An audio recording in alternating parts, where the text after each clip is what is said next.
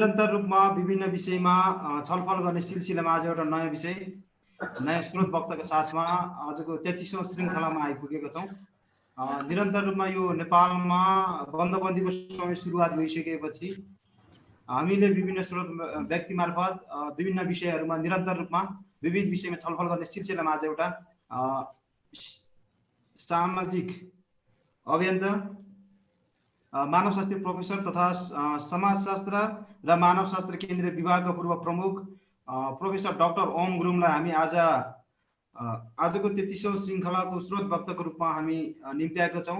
उहाँ उपस्थित भइसक्नु भएको छ। त्यसरी नै सबैभन्दा पहिला हामी जुन यो भर्चुअल डिस्कसनलाई सफल बनाउनको लागि जुन जुम प्रायोजन गरेर साथ दिनुभएको छ समाजसेवी तथा आदिखोला तमु समाजका अध्यक्ष आदरणीय श्री दाइलाई धेरै धेरै धन्यवाद दिन चाहन्छु। त्यसरी नै आजको यो डिस्कसनलाई सफल बनाउनको लागि टेक्निकल रूपमा सपोर्ट गरिदिनु भएको छ रुङमा, उहाँलाई पनि धेरै धेरै धन्यवाद दिन चाहन्छु। त्यसरी नै स्रोत व्यक्ति व्यस्त समयको बावजुद पनि आजको हाम्रो 33औं श्रृङ्खलालाई सफल बनाउनको लागि स्रोत वक्ताको रूपमा आउनुभएका आदरणीय गुरु डाक्टर ओम गुरुङलाई पनि हार्दिक स्वागत गर्दै लगायत यहाँ जुममा उपस्थित हुनुहुने साथीहरू र Vivek Gurung video and photography page Aadhikhola Tamu समाज र रुम गुरुङ यो फेसबुक पेजबाट जुन यो आजको यो डिस्कसनलाई हेरेर साथ दिनुहुने सम्पूर्णलाई पनि हार्दिक स्वागत गर्दै आजको 33औं श्रृङ्खलामा नेपालको सन्दर्भमा विश्व आदिवासी समुदायको अन्तर्राष्ट्रिय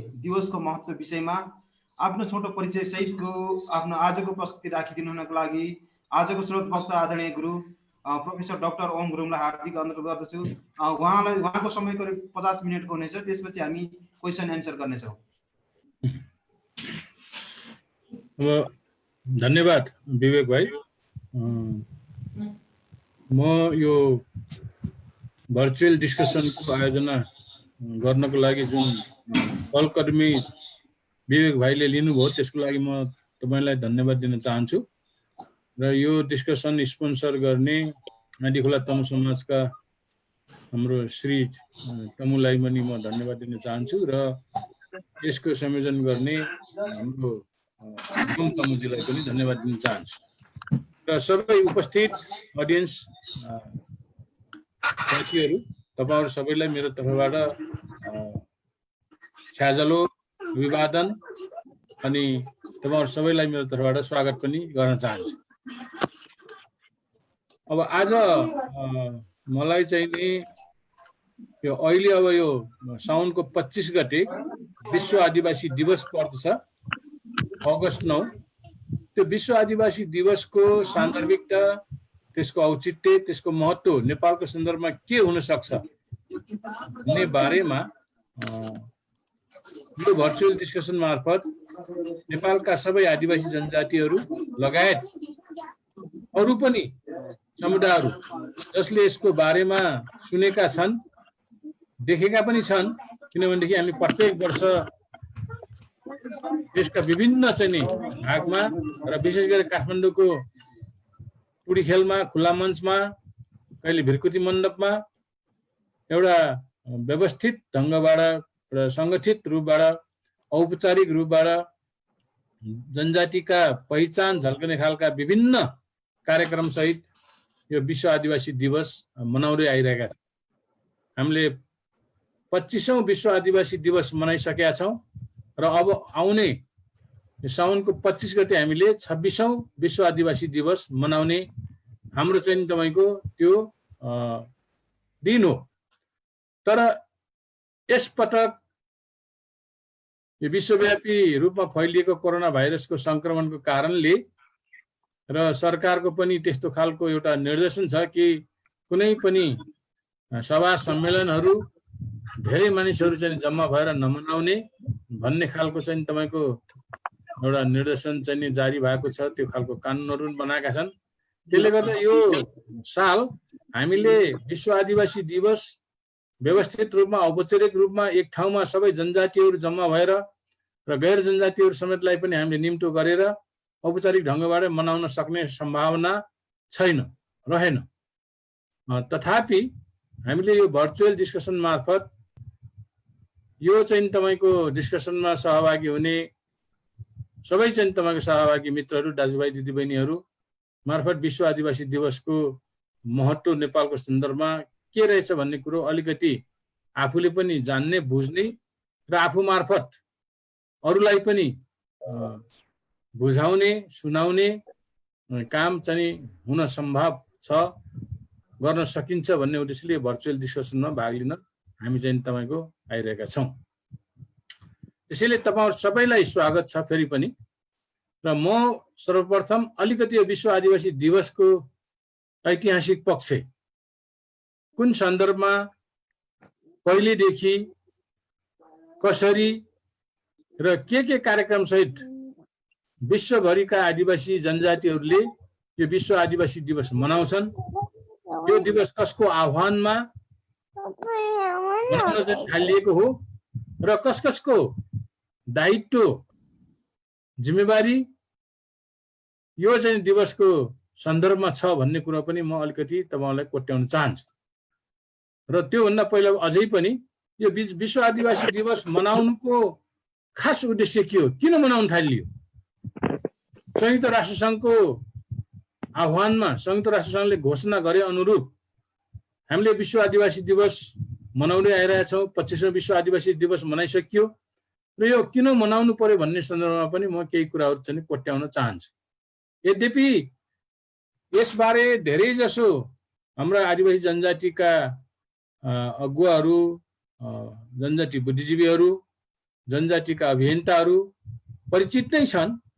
तथापि हामीले यसरी एउटा चाहिँ तपाईँको भर्चुअल डिस्कसन मार्फत अथवा प्रत्यक्ष सभा सम्मेलन मार्फत यसको विशेषताको बारेमा, यसको आवश्यकता औचित्यको बारेमा, यो मनाउनुको चाहिँ तपाईँको कारण के हो भन्ने बारेमा त्यति हामीले व्यापक रूपमा चर्चा परिचर्चा गर्न नसकेको हुँदा अझै पनि विश्व आदिवासी दिवसको बारेमा नेपालका धेरै आदिवासी जनजातिहरू जो असाध्य चाहिँ तपाईँको देशका विभिन्न चाहिँ तपाईँको कुना काप्चामा बस्छन्, एकदम दूर दराजमा बस्छन्, उनीहरूलाई थाहा छैन। किनभनेदेखि उनको यसप्रति भन्दा पनि चासो दैनिक जीवन गुजारा कसरी चलाउने भन्नेमा नै चाहिँ बितिराखेको छ।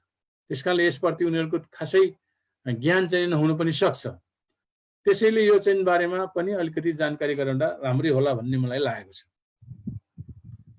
अब यो विश्व आदिवासी दिवस मनाउन थालेको 25 वर्ष भयो। यो सन् 1994 देखि चाहिँ हामीले पहिला चाहिँ तपाईँको विश्वासी दशक, एक पहिलो दशकको रूपमा मनाइयो।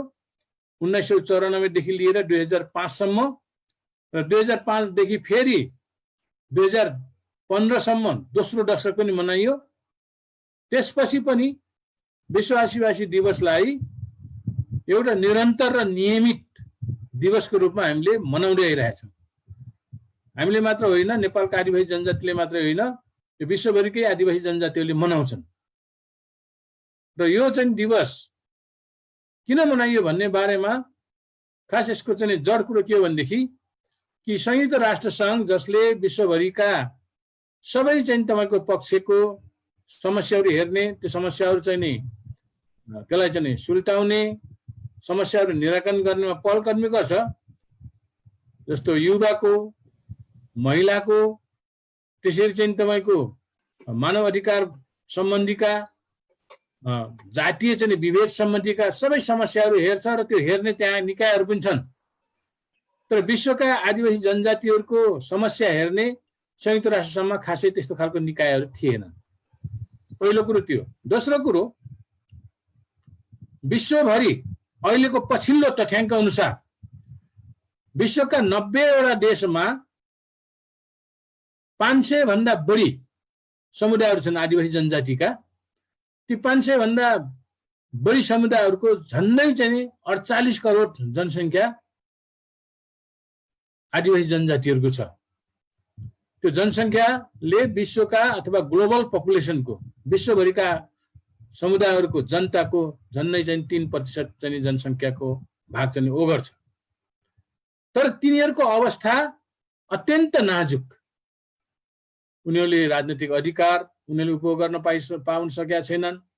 आर्थिक, सामाजिक, सांस्कृतिक अधिकारहरूको उपभोग गर्न सकेका छैनन्। त्यसरी वातावरणको क्षेत्रमा, मानव अधिकारको क्षेत्रमा, शिक्षा, स्वास्थ्य सबै क्षेत्रमा उनीहरू चाहिँ तपाईको पछाडि परिरहेछ र विश्वमा गरिबहरूको स्तर मापन गर्ने बेलामा सबैभन्दा गरिब पनि विश्वभरिका आदिवासी जनजातिहरू नै देखिए। त्यो चाहिँ तथ्याङ्क कसले चाहिँ तपाईको प्रकाशन गर्यो भनेदेखि कि संयुक्त राष्ट्र संघको जेनेभा स्थित मानव अधिकार आयोग छ, ह्युमन राइट कमिसन, त्यसलाई ह्युमन राइट काउन्सिल पनि भन्छ। त्यो ह्युमन राइट काउन्सिलले विश्वभरिका आदिवासी जनजातिहरूको अवस्था के छ तिनीहरूको चाहिँ तपाईको अध्ययन गरेर उनीहरूको अवस्थामा सुधार ल्याउनको लागि विशेष खालका कार्यक्रमहरू के गर्नु पर्दछ त्यो सिफारिस सहित संयुक्त राष्ट्र संघलाई एउटा चाहिँ तपाईको प्रतिवेदन बुझाउनको लागि मेक्सिकोको एकजना विशेषज्ञ मार्टिनेज कोबोको संयोजकत्वमा एउटा कार्यदल, स्तरीय कार्यदल चाहिँ गठन गरेका थियो 1982 तिर। र त्यो कार्यदलले विश्वभरिका आदिवासी जनजातिहरूको अवस्था अध्ययन गर्ने बेलामा विश्वभरिका आदिवासी जनजातिहरूको अवस्था हरेक क्षेत्रमा असाध्यै दयनीय पायो।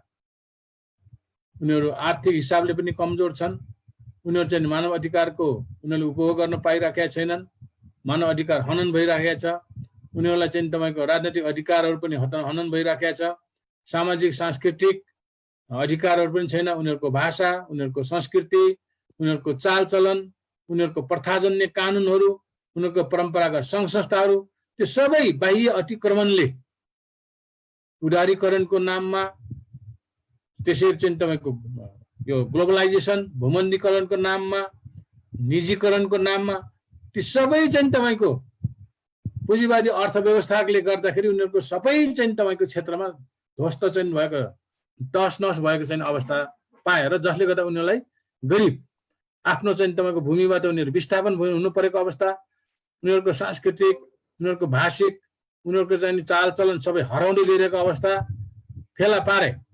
त्यो चाहिँ तपाईको अध्ययनले चाहिँ तपाईको त्यस्तो देख्यो। त्यसकारणले त्यो देखेपछि उनीहरूले चाहिँ तपाईको यी विश्वभरिका सबै चाहिँ समुदायहरूको अध्ययन गर्दा, वर्ग समुदायको अध्ययन गर्दाखेरि आदिवासी जनजातिहरू हरेक क्षेत्रमा उनीहरू सबैभन्दा पछि छन् र उनीहरूको सुधारको लागि विशेष चाहिँ कार्यक्रमको आवश्यकता पर्दछ। त्यसकारण त्यो कार्यक्रम सहित एउटा खालको विशेष वर्ष मनाउनु पर्छ र वर्षले पुगेन भनेदेखि दशक मनाउनु पर्छ भन्ने खालको सिफारिस गरेका थियो। र त्यो सिफारिस गरेर उनीहरू चाहिँ तपाईको जेनेभामा 1982 को अगस्त 9 मा उनीहरूको पहिलो मिटिङ भएको थियो। त्यो मार्टिनेज कोबोको संयुक्तमा बसेको अध्ययन कार्यदलको पहिलो मिटिङ अगस्त 9 मा जेनेभामा चाहिँ भएको थियो। त्यसले गर्दाखेरि त्यो उनीहरूको कार्यदलले सिफारिस गरेका कुराहरूलाई संयुक्त राष्ट्र संघ अन्तर्गतको एउटा विशेष एजेन्सी भन्छ, त्यो चाहिँ तपाईको मानव अधिकार आयोग हो।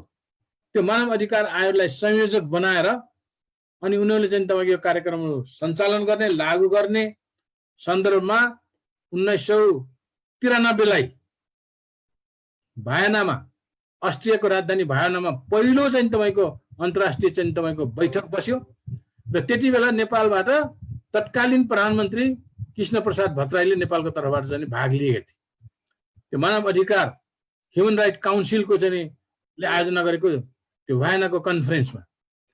त्यस्तै नेपालको तर्फबाट एकजना पहिलाको यो वकिल, वरिष्ठ वकिलले पनि भाग लिएका थिए। अनि त्यही बेलामा चाहिँ तपाईको त्यो चाहिँ तपाईको वर्षलाई विश्व आदिवासी वर्ष मनाऊ भनेर उनीहरूले 1992 मा त्यो चाहिँ तपाईको बैठकले पारित गर्यो र 1993 लाई विश्व आदिवासी वर्ष भनेर चाहिँ मनाएको थियो। तर एक वर्षको वर्ष मनाएर मात्र के गर्ने? विश्व आदिवासी वर्ष त मनाइयो तर आदिवासीहरूको अवस्थामा कुनै किसिमको सुधार आउने चाहिँ त्यहाँको स्थिति देखिएन। न कार्यक्रम छ, न चाहिँ विशेष खालको चाहिँ तपाईँको केही नीतिहरू छन्, न त्यो कार्यक्रम लागू गर्ने चाहिँ फन्डहरू छन्, केही पनि थिएन। त्यसले गर्दाखेरि त्यो वर्ष मनाए तर वर्ष कसरी मनाए, कहाँ मनाए, कसरी मनाए, कसले मनाए भन्ने कुरो विश्वभरिका आदिवासी जनजातिहरूलाई थाहा समेत पनि भएन, जानकारी समेत पनि भएन। त्यसले गर्दा अब यो विश्व आदिवासी वर्ष त मनाइयो। अब यो चाहिँ तपाईको एउटा वर्ष मनाएर मात्र पुग्दैन, यसलाई चाहिँ तपाईको विश्वभरिका आदिवासी जनजातिहरूको समग्र विकासको लागि, उनीहरूको अधिकार सुनिश्चित गर्नको लागि, उनीहरूको चाहिँ तपाईको सामाजिक आर्थिक विकास गर्नको लागि विशेष कार्यक्रम सहित एउटा दशकलाई मनाउनु पर्छ भनेपछि 1994 मा चाहिँ तपाईको पहिलो चाहिँ तपाईको एउटा चाहिँ दशकको पहिलो वर्ष मनाइयो अगस्त 9 लाई। त्यसपछि तपाईको यो 1994 मा त्यो घोषणा गरेपछि 1995 देखि 2005 सम्मलाई चाहिँ तपाईको पहिलो दशक मनाइएको थियो। त्यसरी त्यो दशक मनाएपछि त्यसमा विभिन्न कार्यक्रमहरू संयुक्त राष्ट्र संघले विभिन्न कार्यक्रमहरू चाहिँ तपाईको तर्जुमा गर्यो। यो चाहिँ ह्युमन राइट काउन्सिल, युएन को ह्युमन राइट काउन्सिलको संयुक्तमा धेरै चाहिँ कार्यक्रमहरू तय गर्यो। संयुक्त राष्ट्र संघको के चाहिँ दायित्व हुने, त्यसपछि जेनेभा स्थित ह्युमन राइट काउन्सिलको चाहिँ दायित्व के हुने, संयुक्त राष्ट्र संघ अन्तर्गतका विभिन्न निकायहरू छन्, त्यो निकायहरूको चाहिँ तपाईको दायित्व के हुने, जिम्मेवारी के हुने, त्यसरी क्षेत्रीय सङ्घ संस्थाहरू छन् त्यो के हुने, त्यसपछि मेम्बर स्टेटहरू संयुक्त राष्ट्र संघको जति पनि चाहिँ तपाईको सदस्य राष्ट्रहरू छन् आदिवासी जनजातिका लागि संयुक्त राष्ट्र संघको सदस्य राष्ट्रहरूले चाहिँ के चाहिँ तपाईको गर्नुपर्ने र सरकारले के गर्ने र आदिवासी जनजातिहरू आफैले के गर्ने, अनि के अरे यो चाहिँ तपाईको जुन गभर्नमेन्टहरू छन् है त्यो खालको सरकारहरूले गैर सरकारी सङ्घ संस्थाहरूले चाहिँ के चाहिँ तपाईको कामहरू गर्ने आदिवासी जनजातिहरूको उत्थानको लागि, त्यो चाहिँ तपाईको तय गरेपछि संयुक्त राष्ट्र संघले एक दशक चाहिँ मनायो, जहाँ सबैभन्दा महत्त्वपूर्ण चाहिँ तपाईको एउटा चाहिँ त्यो कार्यक्रममा आदिवासी जनजातिहरूलाई विकासमा साझेदारी बनाउने है कि पार्टनरसिप, विकासमा साझेदारी, त्यो चाहिँ तपाईको आदिवासी जनजातिहरूलाई गराउनु पर्छ। उनीहरूको जुन किसिमको चाहिँ तपाईको विकासका खाँचाहरू छन्, विकासका आवश्यकताहरू छन्, त्यो परिपूर्ति गर्नको लागि र उनीहरूको अवस्थामा सुधार गर्नको लागि उनीहरूको सहभागिता बिना, उनीहरूको चाहिँ तपाईको एउटा प्रतिनिधित्व बिना खासै चाहिँ तपाईको त्यो खालको फरक आउन सक्दैन भनेर उनीहरूलाई चाहिँ तपाईको सहभागितामा सुनिश्चित गरिएको छ। त्यसकारणले partnership in the development programme पहिलो चाहिँ वर्षका चाहिँ त्यो खालको थियो र त्यसरी चाहिँ तपाईको विभिन्न वर्षमा विशेष चाहिँ तपाईको स्पेशल थेमहरू चाहिँ तपाईको संयुक्त राष्ट्र संघले त्यो चाहिँ तपाईको निर्णय गर्छ। कहिले चाहिँ तपाईको साझेदारी गर्छ, कहिले चाहिँ तपाईको ल्याङ्ग्वेजको बारेमा, कहिले कल्चरको बारेमा। गत साल चाहिँ तपाईको इन्डिजिनियस पिपुल्सको यो चाहिँ तपाईको international day of the old indigenous पिपुल्सको स्पेशल थिम भनेको ल्याङ्ग्वेज थियो। ल्याङ्ग्वेजसँग विचार हुन्छ, ल्याङ्ग्वेज पहिचान हो, ल्याङ्ग्वेजले सबै कुरा चाहिँ कम्युनिकेट गर्न सक्छ। त्यस कारणले गर्दाखेरि आदिवासी जनजातिहरूको ल्याङ्ग्वेज र ल्याङ्ग्वेजमा पहुँच, ल्याङ्ग्वेजको प्रयोग, मातृभाषामा शिक्षा, त्यस्तो खालका चाहिँ तपाईँको थेम राखेर गत सालमा चाहिँ एउटा चाहिँ तपाईँको घोषणा गरेको थियो भने अहिले संयुक्त राष्ट्र संघले यो चाहिँ तपाईँको त्यो संयुक्त राष्ट्र संघमा आदिवासी जनजातिहरूको मामला सम्बन्धी एडभाइजरी चाहिँ काउन्सिलको रूपमा गठित भएको एउटा चाहिँ तपाईँको UN permanent forum on indigenous issues अथवा संयुक्त राष्ट्र संघको आदिवासी जनजातिको समस्या हेर्ने एउटा चाहिँ तपाईँको स्थायी मञ्च छ। त्यो मञ्चको बैठक बसेको थियो अप्रिलमा, तर कोरोना भाइरसको कारणले अहिले चाहिँ तपाईँको त्यो बैठक चाहिँ सम्पन्न हुन सकेन र संयुक्त राष्ट्र संघले त्यो खालको कार्यक्रम गर्न सक्दैन।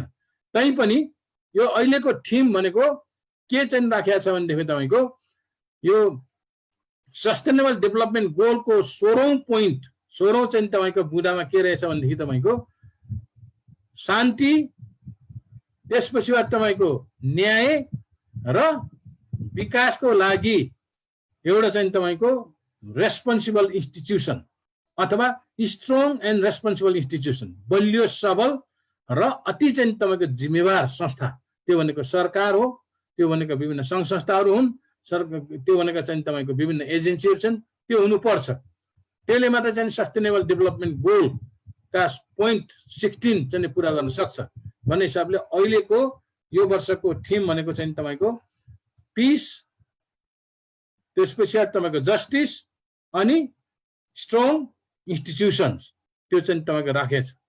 त्यो अन्तर्गत सरकार कस्तो हुनु पर्यो, एकाउन्टेबल हुनु पर्यो, जिम्मेवारी हुनु पर्यो, सरकार चाहिँ तपाईँको स्ट्रङ हुनु पर्यो, सरकारका पोलिसीहरू त्यो चाहिँ प्रभावकारी हुनु पर्यो, सरकारका नीति कार्यक्रमहरू जनजाति मैत्री हुनु पर्यो। त्यो खालका चाहिँ तपाईँको सबै भएपछि मात्रै सस्टेनेबल गोलको चाहिँ तपाईँको एउटा उद्देश्य पुर्याउन सक्छ भनेर अहिले त्यो राखेको छ। तर त्यो चाहिँ तपाईँको सरकारले कतिसम्म गर्छ त्यो चाहिँ तपाईँको हामीले चाहिँ अहिले त्यो हेर्न मूल्याङ्कन गर्न बाँकी छ। र यसरी चाहिँ तपाईँको विश्व आदिवासी दिवस मनाइँदै आएको 2005 देखि 2015 सम्म एउटा चाहिँ भयो र त्यति बेला मूल्याङ्कन गरियो, एउटा एक्सपर्टहरूले रिभ्यू गर्यो। 1 दशकको आदिवासी दिवस मनाउँदाखेरि के भयो त, आदिवासी जनजातिहरूको अवस्थामा कतिको परिवर्तन आयो भनेर चाहिँ त्यसको मूल्याङ्कन भएको थियो। र नेपालमा पनि म लगायत एकजना टिमले चाहिँ मूल्याङ्कन गरेको थियो। र मूल्याङ्कन गर्दाखेरि फेरि पनि चाहिँ तपाईँको के चाहिँ तपाईँको मूल्याङ्कनकर्ताहरूले के कुरा चाहिँ तपाईँ निष्कर्ष पुग्यो भने 1 वर्ष चाहिँ नि 1 दशक मात्र होइन, 1 दशक नै बित्यो, तर पनि विश्वका कतिपय देशका आदिवासी जनजातिहरूलाई त्यो चाहिँ तपाईँको विश्व आदिवासी दिवसको बारेमा जानकारी समेत पनि छैन।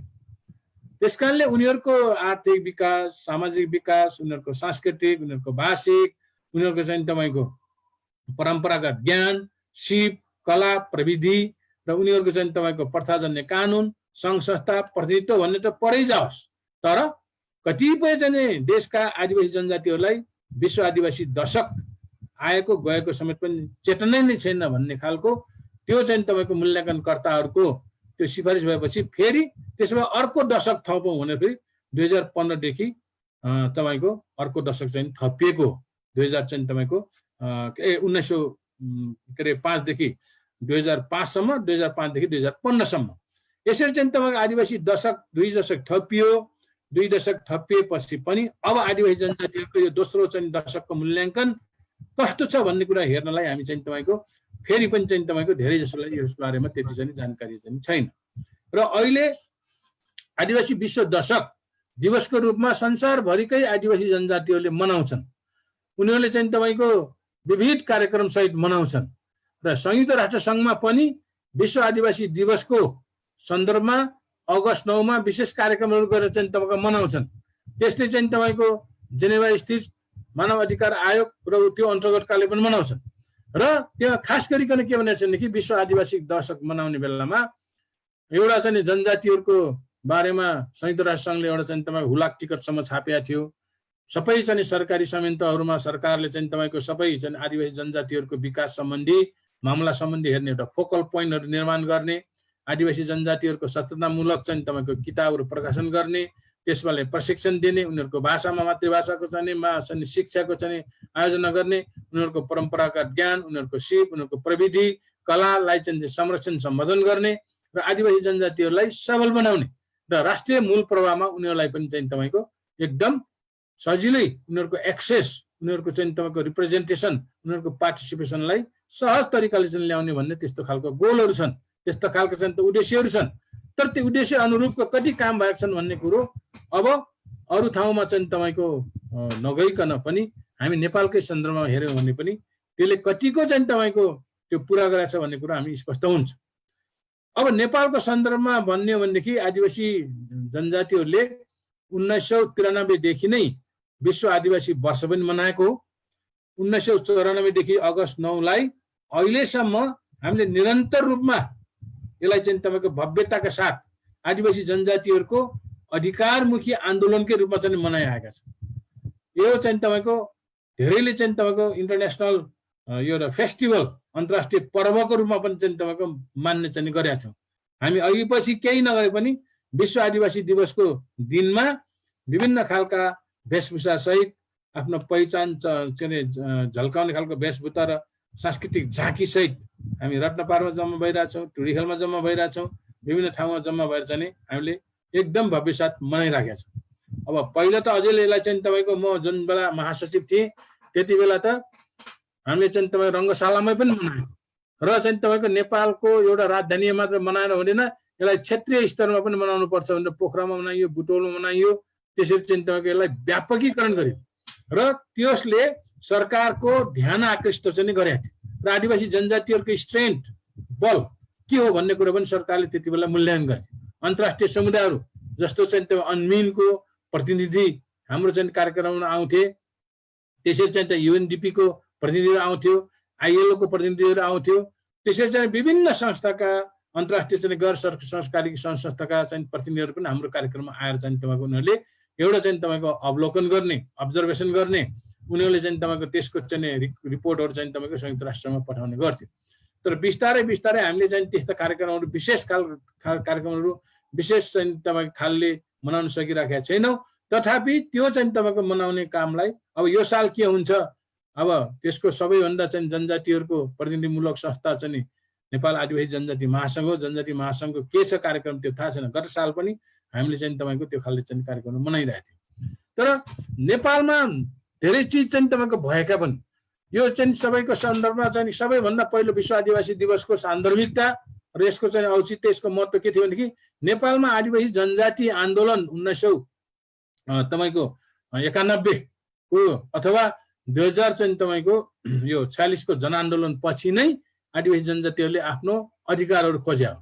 उनीहरूले सबभन्दा पहिला उनीहरूले पहिचान स्थापित गर्न खोजे र त्यसपछि पहिचान सहितको अधिकार उनीहरूले चाहिँ तपाईँको यहाँ चाहिँ स्थापित गर्न सुनिश्चित गर्न खोजेका हुन्। तर पहिचान आन्दोलनमा नेपालका शासकहरू असाध्य चाहिँ तपाईँको उदासीन देखिन्थे।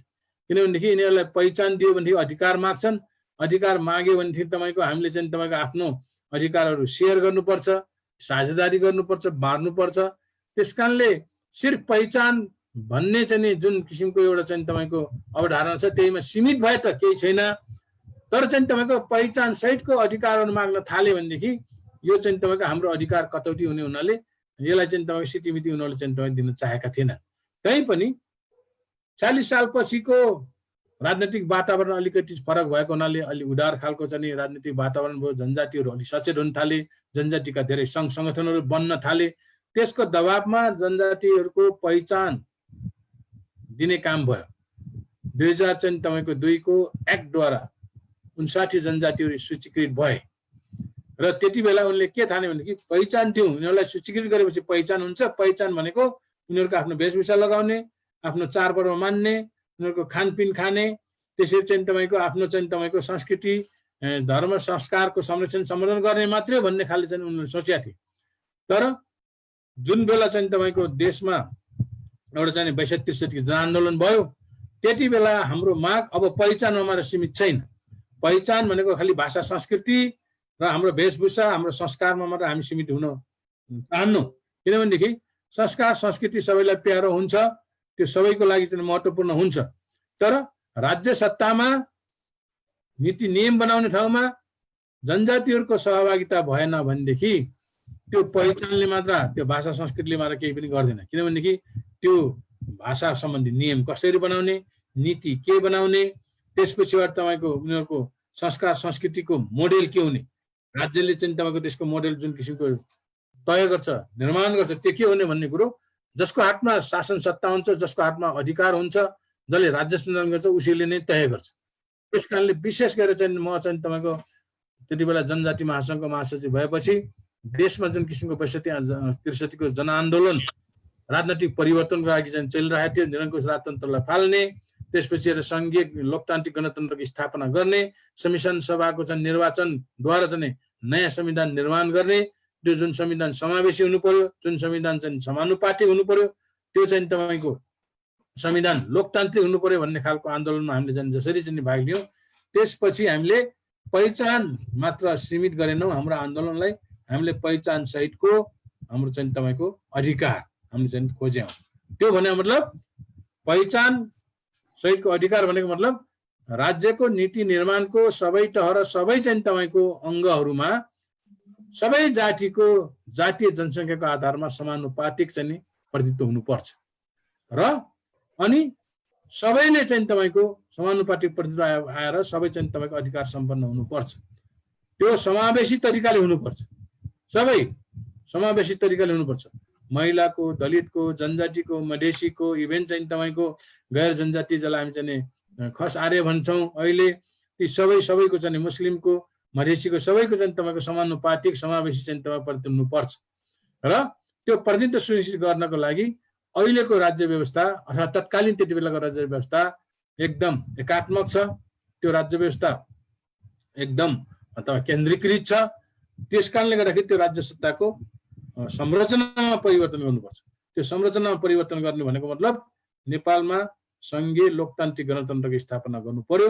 अझ हामीले त मागेको त जनगणतन्त्र नै हो, जनगणतन्त्रको स्थापना गर्नु पर्यो त्यो जनगणतन्त्रमा चाहिँ तपाईँको सङ्घहरू हुन्छन्, सङ्घका प्रदेशहरू हुन्छन् र ती सङ्घीय संरचनाको चाहिँ तपाईँको निर्माण जातीय पहिचानको आधारमा हुनुपर्छ भन्ने खालको माग सहितको हाम्रो चाहिँ आन्दोलन चाहिँ तपाईँ गर्यो। र त्यति बेला यो चाहिँ तपाईँको अन्तर्राष्ट्रिय चाहिँ विश्व आदिवासी दिवसले हाम्रो आन्दोलनलाई अन्तर्राष्ट्रिय वैधानिकता प्रदान गर्यो, कानुनी वैधानिकता प्रदान गर्यो। त्यति नै बेला एकातिर हामी चाहिँ तपाईँको यो अन्तर्राष्ट्रिय विश्व आदिवासी दिवस आफ्नो अधिकारमुखी आन्दोलनको रूपमा मनाउँदैछौँ भनेदेखि त्यही नै बेला हामीले चाहिँ तपाईँको संयुक्त राष्ट्र सङ्घले दिएको जनजातिको अधिकार सम्बन्धीको घोषणा पत्र त्यो चाहिँ संयुक्त राष्ट्र सङ्घले अनुमोदन गर्यो, त्यसलाई नेपालले पनि चाहिँ अनुमोदन गर्यो। त्यसरी चाहिँ आदिवासी जनजातिहरूको प्राकृतिक स्रोतमाथिको अधिकार, जनजातिहरूको विकास सम्बन्धीको अधिकार, सबै खालको अधिकार सुनिश्चित गरेको अन्तर्राष्ट्रिय श्रम सङ्गठन महासन्धि 169 अथवा ILO 169 पनि नेपालले चाहिँ तपाईँको अनुमोदन गर्यो। त्यसकारणले यो अन्तर्राष्ट्रिय विश्व आदिवासी दिवसको सन्दर्भमा उठेका आवाजहरू, सशक्त आवाजहरू, सङ्गठित आवाजहरू, सचेत आवाजहरूले आदिवासी जनजातिहरूको अधिकार सुनिश्चित गर्ने खालका अन्तर्राष्ट्रिय चाहिँ तपाईँको कानुनहरू पनि नेपालले चाहिँ तपाईँको हस्ताक्षर गर्न, त्यसलाई अनुमोदन गर्न, त्यसलाई पारित गर्न चाहिँ बाध्य भएको र त्यो पारित भइसकेपछि त्यसको चाहिँ तपाईँको कार्यक्रमहरू बनाएर, एक्सन प्लानहरू बनाएर ती चाहिँ तपाईँको अन्तर्राष्ट्रिय श्रम सङ्गठन महासन्धिको चाहिँ तपाईँको ILO को अफिसमा जेनेभामा, त्यसरी चाहिँ तपाईँको संयुक्त राष्ट्र सङ्घको अफिसमा पठाउने चाहिँ कामहरू चाहिँ तपाईँको गर्नुपर्ने हो। तर ती कामहरू अहिलेसम्म भएका छैन, किनभनेदेखि एक्सन प्लान चाहिँ तपाईँको बनेका छैन। एक्सन प्लान बनेका थिए तर कस्तो भनेदेखि त्यसमा कुनै किसिमको चाहिँ तपाईँको एउटा चाहिँ समय सीमाहरू नराखिएको, निकट भविष्यमा गरिनेछ, छिट्टै गरिनेछ अथवा यस्तो हुन सक्नेछ भन्ने खालको त्यो सम्भावना मात्र, हाइपोथेटिकल त्यो खालको चाहिँ तपाईँको सम्भावनाहरू मात्र देखाएका, पोसिबिलिटीहरू मात्रै। तर पितानी साथ चाहिँ त्यस्तो नगरेर त्यो चाहिँ तपाईँको पठाउन सकेका छैन, जनजातिहरूले त्यसलाई चाहिँ स्वीकारेका छैन। त्यस कारणले यो आदिवासी दिवसको सन्दर्भ के हो भनेदेखि नेपालका आदिवासी जनजातिहरूलाई सचेतीकरण पनि गर्यो र यसलाई चाहिँ तपाईँको इम्पावरमेन्ट अथवा यसलाई चाहिँ सशक्तिकरण पनि गर्यो। पोलिटिकल सशक्तिकरण, सोसल सशक्तिकरण, कल्चरल चाहिँ अवेरनेस, है सांस्कृतिक चाहिँ तपाईँको सामाजिक चाहिँ तपाईँको जागरण चेतना खोल्ने काम गर्यो। र यो थाहा पाएर होस् अथवा चाहेर नचाहेर अथवा मन परेर नमन परेर यो अहिले चाहिँ तपाईँको नेपालमा सबै चाहिँ तपाईँको क्षेत्रमा प्रायः जस्तो चाहिँ तपाईँले विश्व आदिवासी दिवस भनेपछि सबैले चाहिँ तपाईँको यो बारेमा आफ्नो चाहिँ चासो राख्छन्, आफ्नो चाहिँ तपाईँको चाख राख्छन्। त्यसकारणले यसरी चाहिँ विश्व आदिवासी दिवस मनाउनेको सन्दर्भ, नेपालको सन्दर्भमा नेपालका आदिवासी जनजातिहरूको आन्दोलनलाई अन्तर्राष्ट्रिय चाहिँ तपाईँको वैधानिकता प्रदान गर्ने, नेपालका आदिवासी जनजातिहरूको आन्दोलनलाई अन्तर्राष्ट्रियकरण गर्ने कामहरू चाहिँ भएका छन्। र मेरो अनुभवमा तपाईँहरूलाई मलाई यो पनि सेयर गर्न चाहन्छु कि विश्व आदिवासी दिवस अन्य देशहरूमा भन्दा नेपालमा अति चाहिँ तपाईँको सशक्त रूपमा र सङ्गठित रूपमा मनाइन्छ। अन्य देशमा विश्व आदिवासी दिवस के अरे मनाउने क्रम के हुन्छ भनेदेखि कुनै एउटा भाषालाई लिएर गरिन्छ, कहिले भूमि सम्बन्धीलाई लिएर गरिन्छ, कहिले उनीहरूको अब कुनै विकास सम्बन्धलाई लिएर गरिन्छ, प्राकृतिक स्रोत सम्बन्धलाई चाहिँ एउटा चाहिँ बनाइन्छ। तर नेपालका आदिवासी जनजातिहरूले राजनीतिक अधिकार समेतलाई पनि एउटा चाहिँ तपाईँको केन्द्रबिन्दुमा राखेर चाहिँ तपाईँको विश्व आदिवासी दिवस मनाउँछ। तर फरक के हो भने तपाईँको विश्वका केही आदिवासी जनजातिहरूले स्वतन्त्र देशको माग पनि चाहिँ गरेछन्। जस्तो चाहिँ तपाईँको भारतको यो चाहिँ पूर्वोत्तर क्षेत्रमा आसामतिर, मिजोरामतिर उनीहरूले चाहिँ तपाईँको छुट्टै चाहिँ तपाईँको देशको माग पनि गर्छन्। आत्मनिर्णयको अधिकार अन्तर्गत छुट्टै चाहिँ तपाईँको देशको छुट्टै राज्यको निर्माण गर्ने, कल्पना गर्ने त्यो खालको चाहिँ अधिकारहरू मागेका छन्। तर नेपालको विशेषता के भनेदेखि नेपालका आदिवासी जनजातिहरूले छुट्टै देशको, छुट्टै राज्यको परिकल्पना गरेका छैनन्। छुट्टै देश, छुट्टै राज्य स्थापना हुनुपर्छ भन्ने खालको माग पनि राखेका छन्। तर आदिवासी जनजातिहरूले आत्मनिर्णयको अधिकार मागेका छन्।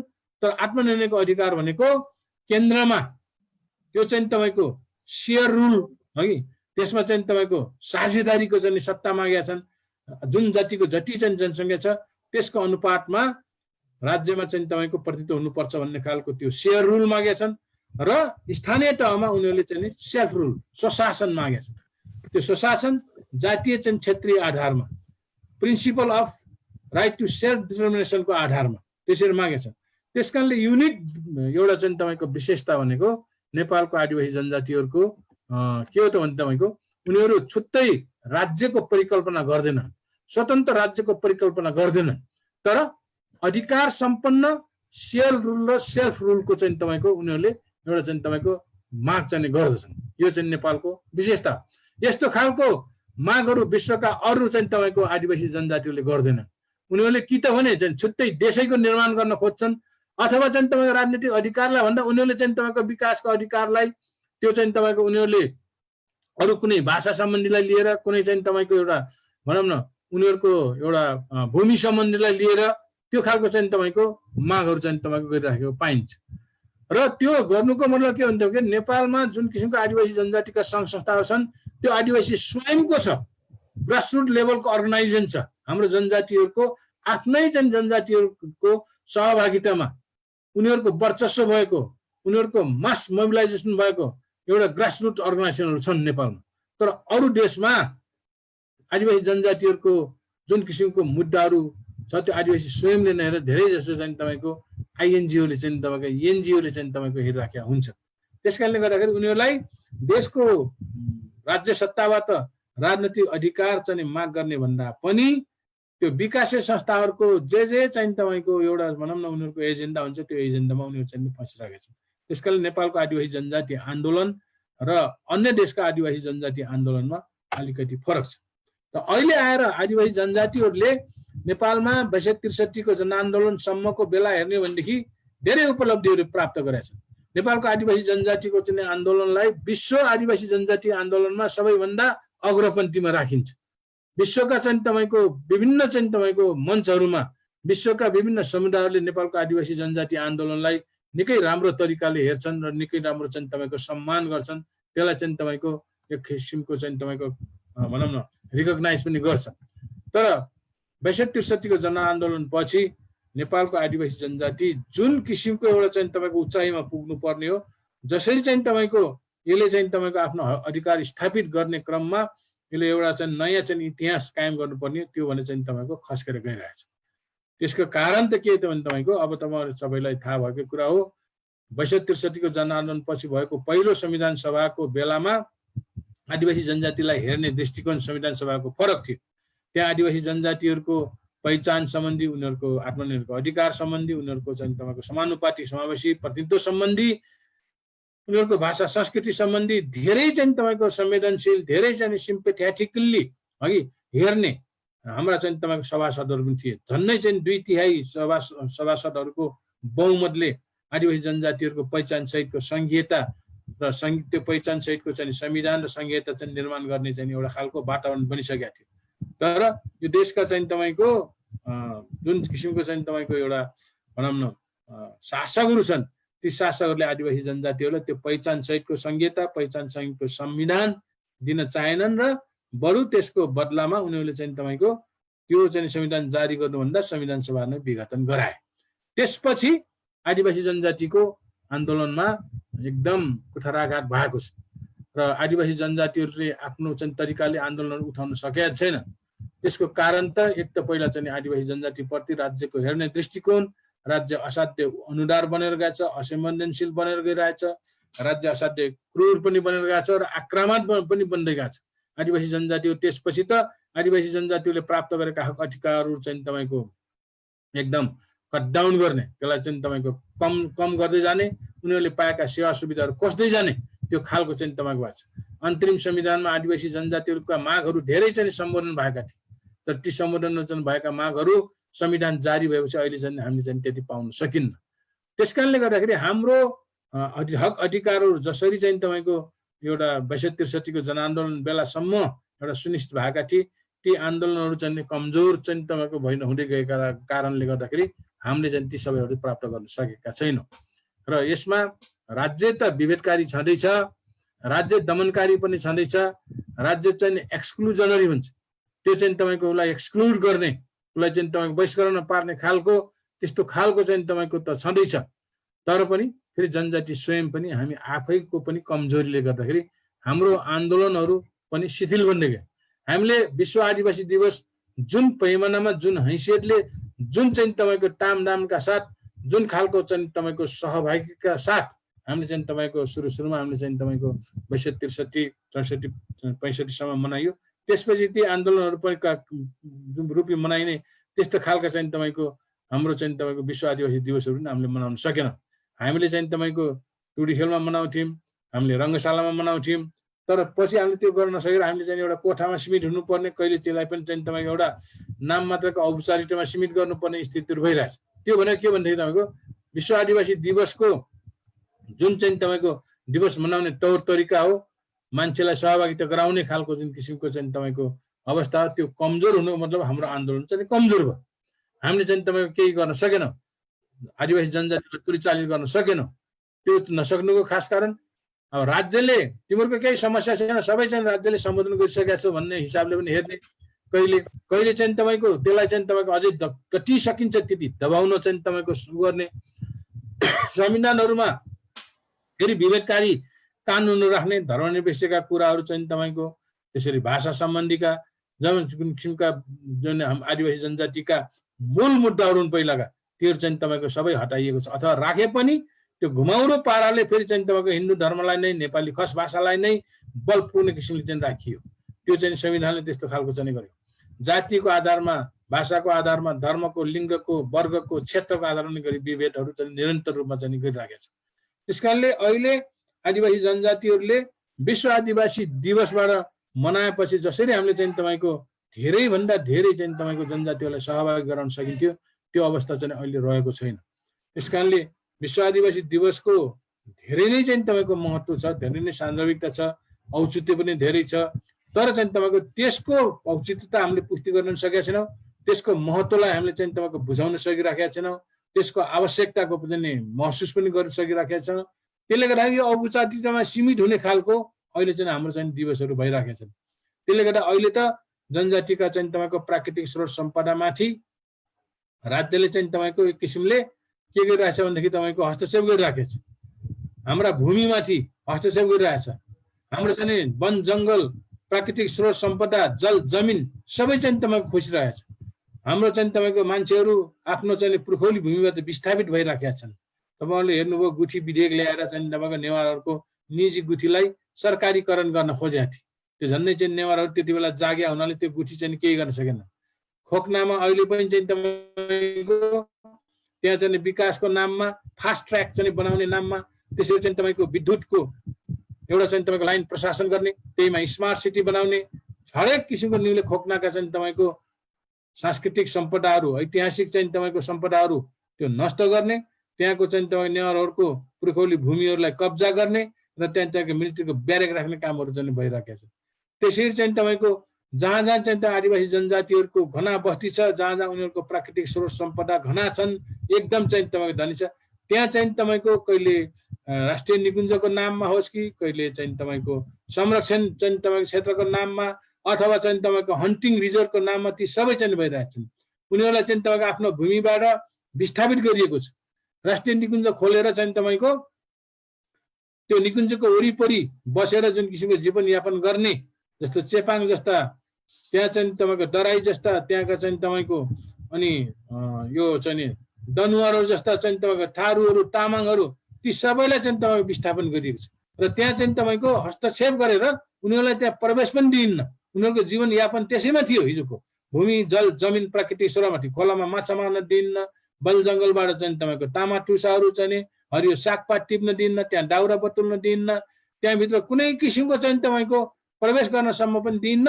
र गरेको खण्डमा उनीहरूलाई चाहिँ तपाईँको कठोरभन्दा कठोर सजाय दिइन्छ। हिजो साउनको 1 गते मात्रैको घटना हो कि चितवनको राष्ट्रिय निकुञ्जको क्षेत्रमा पर्ने राप्ती नदीमा खाना नपाएर चाहिँ घोगी टिप्न गएका चाहिँ तपाईँको चेपाङलाई निकुञ्जका सुरक्षा कर्मीहरूले एकदम चाहिँ तपाईँ निर्मल ढङ्गले कुटपिट गरेर त्यसको चाहिँ तपाईँको ज्यानै लिए। तर राज्य संवेदनशील छैन। साउनको 4 गते यो माडी चाहिँ तपाईँ चितवनकै माडी चाहिँ नगरपालिकाको कुसुम खोलामा चाहिँ बस्ने चेपाङहरूलाई चाहिँ तपाईँको राष्ट्रिय निकुञ्जका सुरक्षा कर्मीहरू हात्ती लिएर आएर उनीहरूको घरवास भत्काउने, बस्ती चाहिँ उजाड पार्ने, आगो लगाउने, पाकेको भातहरू फ्याँकिदिने, खाना नदिने, उनलाई उठीवास लगाउने र अहिले यस्तो खालको कालमास बर्खामा उनीहरूलाई चाहिँ बिचल्ली पारेछ, तर राज्य त्यसप्रति पनि संवेदनशील छैन।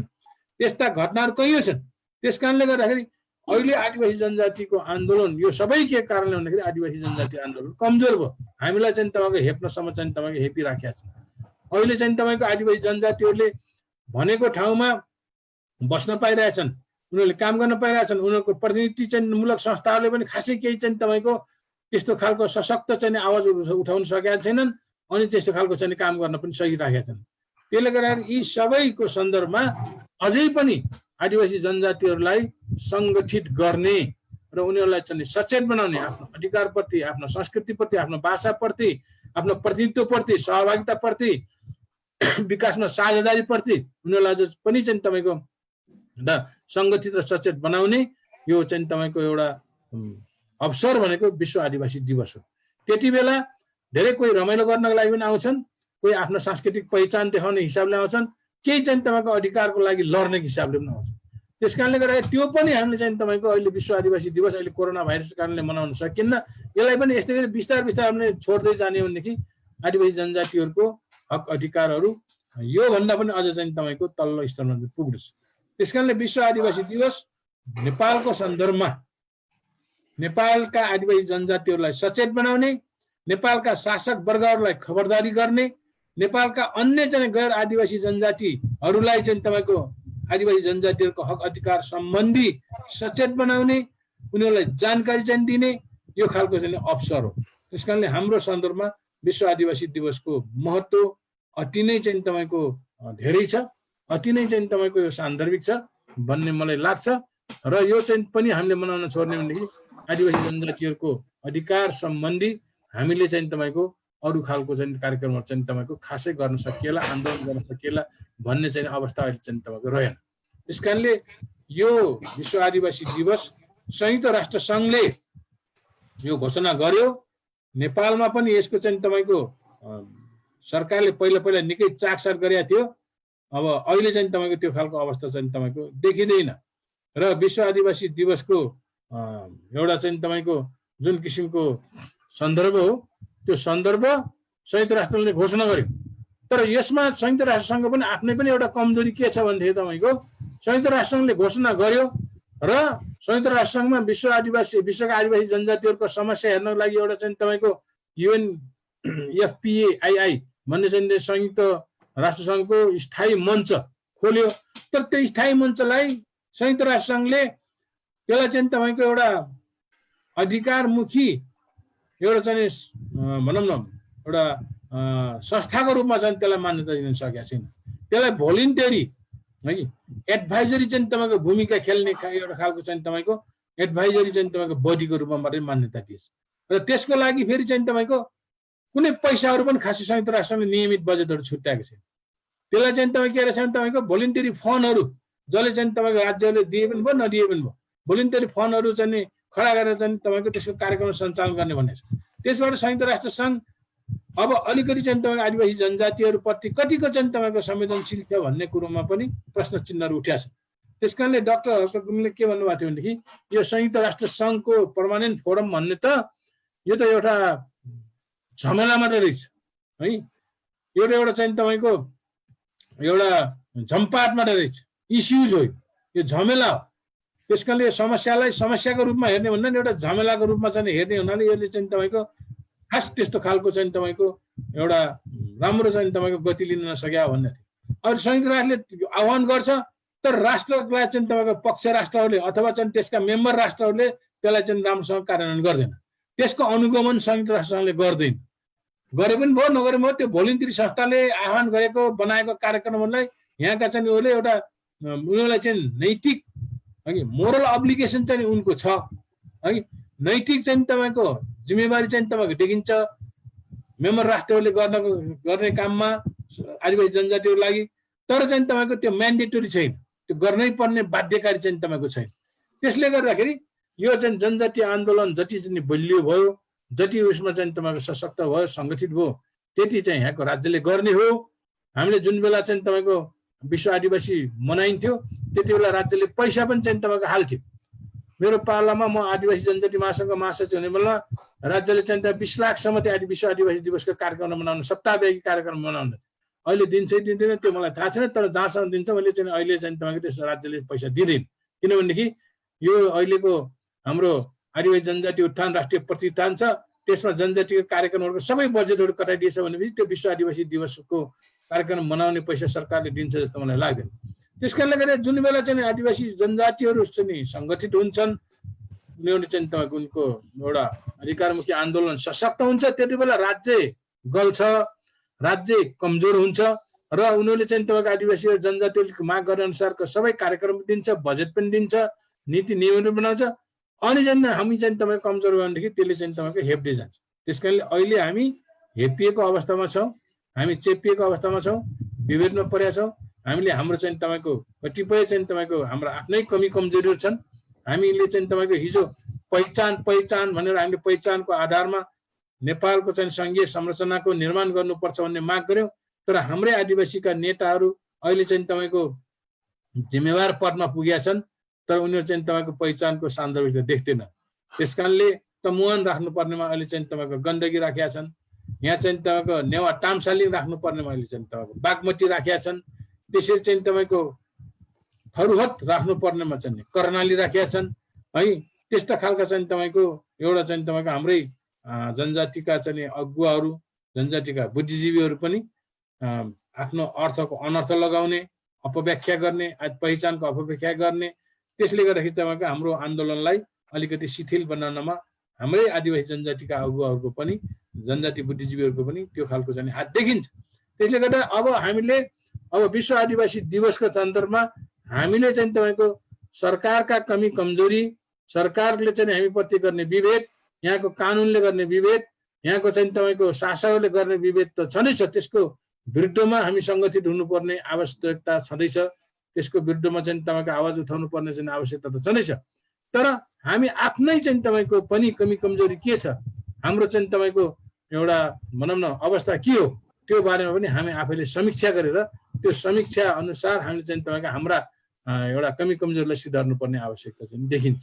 यसो भएमा विश्व आदिवासी दिवस एउटा फलदायी पनि हुनसक्छ। विश्व आदिवासी दिवसले चाहिँ तपाईँको एउटा सार्थकता पनि पाउनुपर्छ, होइन खालि चाहिँ तपाईँको रमाइलोको लागि नाच्ने हो, गाउने हो है, रमाइलो गर्ने हो, अब रक्सी पिउने हो, विश्व आदिवासी दिवस हाम्रो पर्व हो मात्र भनेर हेऱ्यौँ भने र त्यही अनुरूप हामीले काम गऱ्यौँ भनेदेखि विश्व आदिवासी दिवस आउनु र नआउनुको, विश्व आदिवासी दिवस मनाउनु र नमनाउनुको त्यस्तो खालको सन्दर्भिकता चाहिँ तपाईँको खासै देखिँदैन। त्यस कारणले विश्व आदिवासी दिवस यो सन्दर्भमा आदिवासी जनजातिहरूको हक अधिकार चाहिँ स्थापित गर्ने सम्बन्धमा, उनीहरूलाई सशक्तिकरण गर्ने सम्बन्धमा, उनीहरूलाई सचेत गराउने, उनीहरूलाई चाहिँ सङ्गठित गर्ने सन्दर्भमा अति यसको चाहिँ तपाईँको महत्त्वपूर्ण यसको चाहिँ भूमिका रहन्छ र यसलाई हामी सबैले चाहिँ तपाईँको राम्रोसँग बुझ्नुपर्छ भन्ने मेरो सबैलाई चाहिँ तपाईँको आह्वान भन्दै अहिलेलाई मैले यति मात्रै कुरा राखेँ र साथीहरूको केही चाहिँ तपाईँको जिज्ञासाहरू छन्, प्रश्नहरू छन् भनेदेखि त्यसको पनि म चाहिँ तपाईँको एउटा जिज्ञासाहरू मताउने चाहिँ तपाईँको प्रयास गर्नेछु। अहिलेलाई यति मात्रै, धन्यवाद। थ्याङ्क यू, धेरै धेरै धन्यवाद आदरणीय प्रोफेसर डाक्टर ओम गुरुङलाई। आफ्नो समय सीमाभित्र रहेर आफ्नो प्रस्तुति राखिसक्नु भएको छ। साथीहरू तपाईँहरू हामी करिब करिब धेरै चाहिँ धेरै छैन, तैपनि तपाईँहरू क्वेसन छ भने क्वेसन च्याट बक्समा राख्न सक्नुहुनेछ। च्याट बक्समा होइन म आफै सोध्छु भन्नुहुन्छ भने तपाईँहरू हात उठाउन सक्नुहुनेछ। त्योभन्दा पहिला तमु युला छौजती गुरुङ राष्ट्रिय परिषदका अध्यक्ष तथा आदिवासी जनजातिका अभियन्ता आदरणीय रेशम गुरुङ दाइलाई जुन अहिले प्रोफेसर ओम गुरुङले राख्नु भएको प्रस्तुतिमा आधारित भएर थोरै उहाँको क्वेसन सहितको आफ्नो छोटो आफ्नो भनाइ राखिदिनको लागि हार्दिक अनुरोध गर्दछु।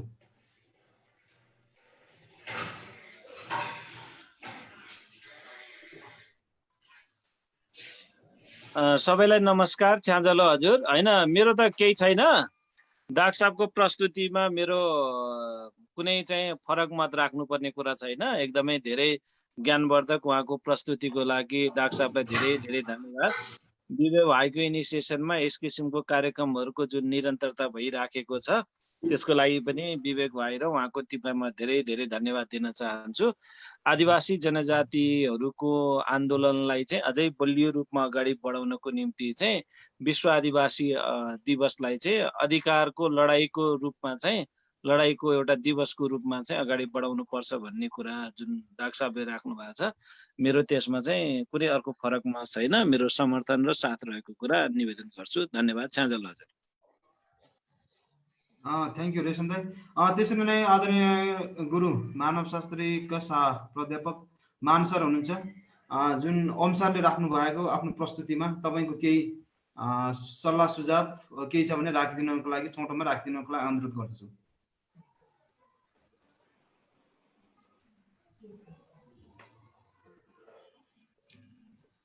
नमस्कार सबैजनालाई। यहाँ म त यति सुनेर मात्रै बसिरहेको थिएँ।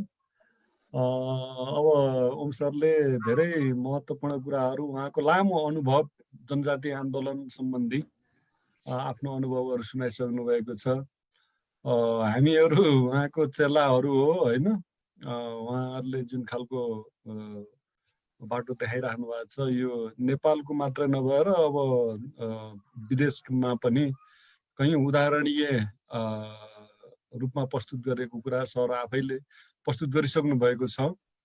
र अब यही हो, अब जहाँ पनि सङ्गठित रूपमा अलिकति अगाडि बढेन भने राज्यदेखि लिएर सबैले हेप्ने हुने अवस्था देखिन्छ। त्यो खालको अवस्था सरले अगाडि नै प्रस्तुत गरिसक्नु भएको छ। र अहिले आएर अब यो राज्य अझै बढी आक्रामक रूपमा आइरहेको छ। कैयौँ आदिवासीका हक अधिकारहरू सरले अगाडि नै भनिसक्नु भएको, हालसालैका घटनाहरू, चितवनका घटनाहरू उहाँले भनिसक्नु भएको छ होइन। त्यस्तो खालले गइरहेछन्। र अब यो कस्तो सिजनल रहेछ कि आन्दोलनहरू पनि किन त्यस्तो हुन्छ भन्ने कुरा अब हामीले सबैले सोच्नुपर्छ होला जस्तो लाग्छ। त्यो महत्त्वपूर्ण कुरा हो। र त्यो वास्तवमा अझ ओम सरले अर्को कुरा नि गर्नुभएको थियो सुरुमा, किन गाउँको मान्छेहरू सबै जो अलि सर्वसाधारण हुनुहुन्छ, जनजातिहरू हुनुहुन्छ, अरू मान्छे हुनुहुन्छ, उहाँहरू किन आन्दोलनतिर आकर्षित हुनुहुन्न भन्ने कुरा पनि अझै महत्त्वपूर्ण हुन सक्छ जस्तो लाग्छ मलाई। सरले त्यो अगाडि नै सुरुमै त्यो कुरालाई उल्लेख गर्नुभएको थियो। र यो भनौँ न आन्दोलनहरू एक्लै गरेर नहुने हुन्छ, कसैले सुन्दैन, धेरैले गर्दाखेरि मात्रै प्रभावकारी हुने हो। र जहिले पनि एउटा सामूहिकतामा आन्दोलन सफल भएको अवस्था देखिन्छ, चाहे त्यो कुनै अरू राजनैतिक पार्टीले गरेको आन्दोलन होस् अथवा कुनै सङ्घ संस्थाले गरेको आन्दोलन हो, तिनीहरूमा त्यो खालको सफलता हुन आवश्यक छ। तर अहिले आएर यो सबै खालको चाहिने संयन्त्रहरू एकदम कमजोर अवस्थामा आएका देखिन्छन्, जसले गर्दाखेरि अब अहिले त झन् यो कोरोनाको अवस्थामा त आन्दोलन जुलुस यताउता केही गर्न नपाउने भन्ने छ। तैपनि केही मान्छेहरू जो अलि सचेत हुनुहुन्छ, जो अलिकति आन्दोलित हुनुहुन्छ, उहाँहरू अगाडि बढिरहेको हामीले देखेका छौँ। र कैयौँ हाम्रा विश्वासका संस्थाहरू जस्तो न्यायपालिकाका विरुद्ध पनि आन्दोलनहरू उठिरहेको अवस्था छ। यो पनि सराहनीय हो। र यस्तै खालका आन्दोलनहरू पनि जनजातीय आन्दोलनसँग नजोडिने भन्ने कुरा हुँदैन, किनभने हामी त्यहीको त्यस्तै खालको अन्यायहरूका विरुद्ध लड्ने कुराहरू हुन्छन्। त्यसले गर्दाखेरि यस्ता कुराहरू वास्तवमा महत्त्वपूर्ण छन् भनेर म धेरै बोलिन विवेकजी। ल धन्यवाद। ओम सरलाई धेरै धेरै बधाई छ, राम्रो प्रस्तुति गरिदिनु भयो। यहाँ सबैजनालाई धन्यवाद है त। Thank you. केही क्वेसन छ भने हात उठाउन सक्नुहुनेछ, क्वेसन राख्न सक्नुहुनेछ। हामीसँग करिब 30 मिनट टाइम छ। एकजना यहाँ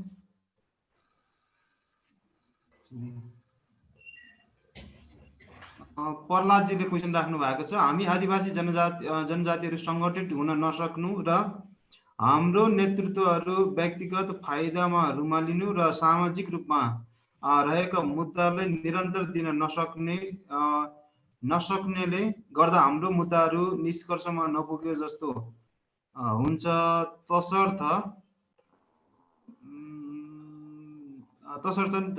तसर्थ यो समस्यालाई समाधान गर्नको लागि के गर्न सकिएला भनेर एकजना हाम्रो सहभागी प्रहलाद पाखरिङले राख्नु भएको छ। दाइ एउटा क्वेसन आयो दाइ। त्योभन्दा पहिला उहाँको अर्को पनि क्वेसन छ। हजुर उहाँको अर्को अघि पहिला माथि सोधेको छ के म पढ्दिउँ है त्यो क्वेसन। उहाँ पल्लवजीले पहिला चाहिँ हामी आदिवासीहरू सङ्गठित हुनै खोज्दैनन्। जहाँ जहाँ आदिवासीहरूको बस्ती बाक्लो छ त्यहाँ अशिक्षा, बेरोजगारी र भोकमरी प्रमुख रूपमा छन्, जसले गर्दा सङ्गठित हुन नसकेको अथवा थोरै क्षणिक लागमा बिक्ने देख्छु। यो समस्यालाई कसरी हल गर्न सकिन्छ होला र आदिवासी जनजाति महासङ्घले के गर्दैछ भनेर उहाँले अहिवाल जसले सोध्नुभयो पल्लवजी नै हो उहाँ पनि। यो क्वेसन सेकेन्ड क्वेसन पनि उहाँको दुईटा क्वेसन भयो। अनि अहिले वसुधा दिदीले पनि हात उठाउनु भएको छ। यो क्वेसनको आन्सर दिएपछि वसुधा दिदीले बढाउन दिनुपर्छ कि? धन्यवाद पल्लवजी। अब मैले जे कुरा भनेको छु तपाईँले त्यो प्रश्न पनि राख्नु भएको छ।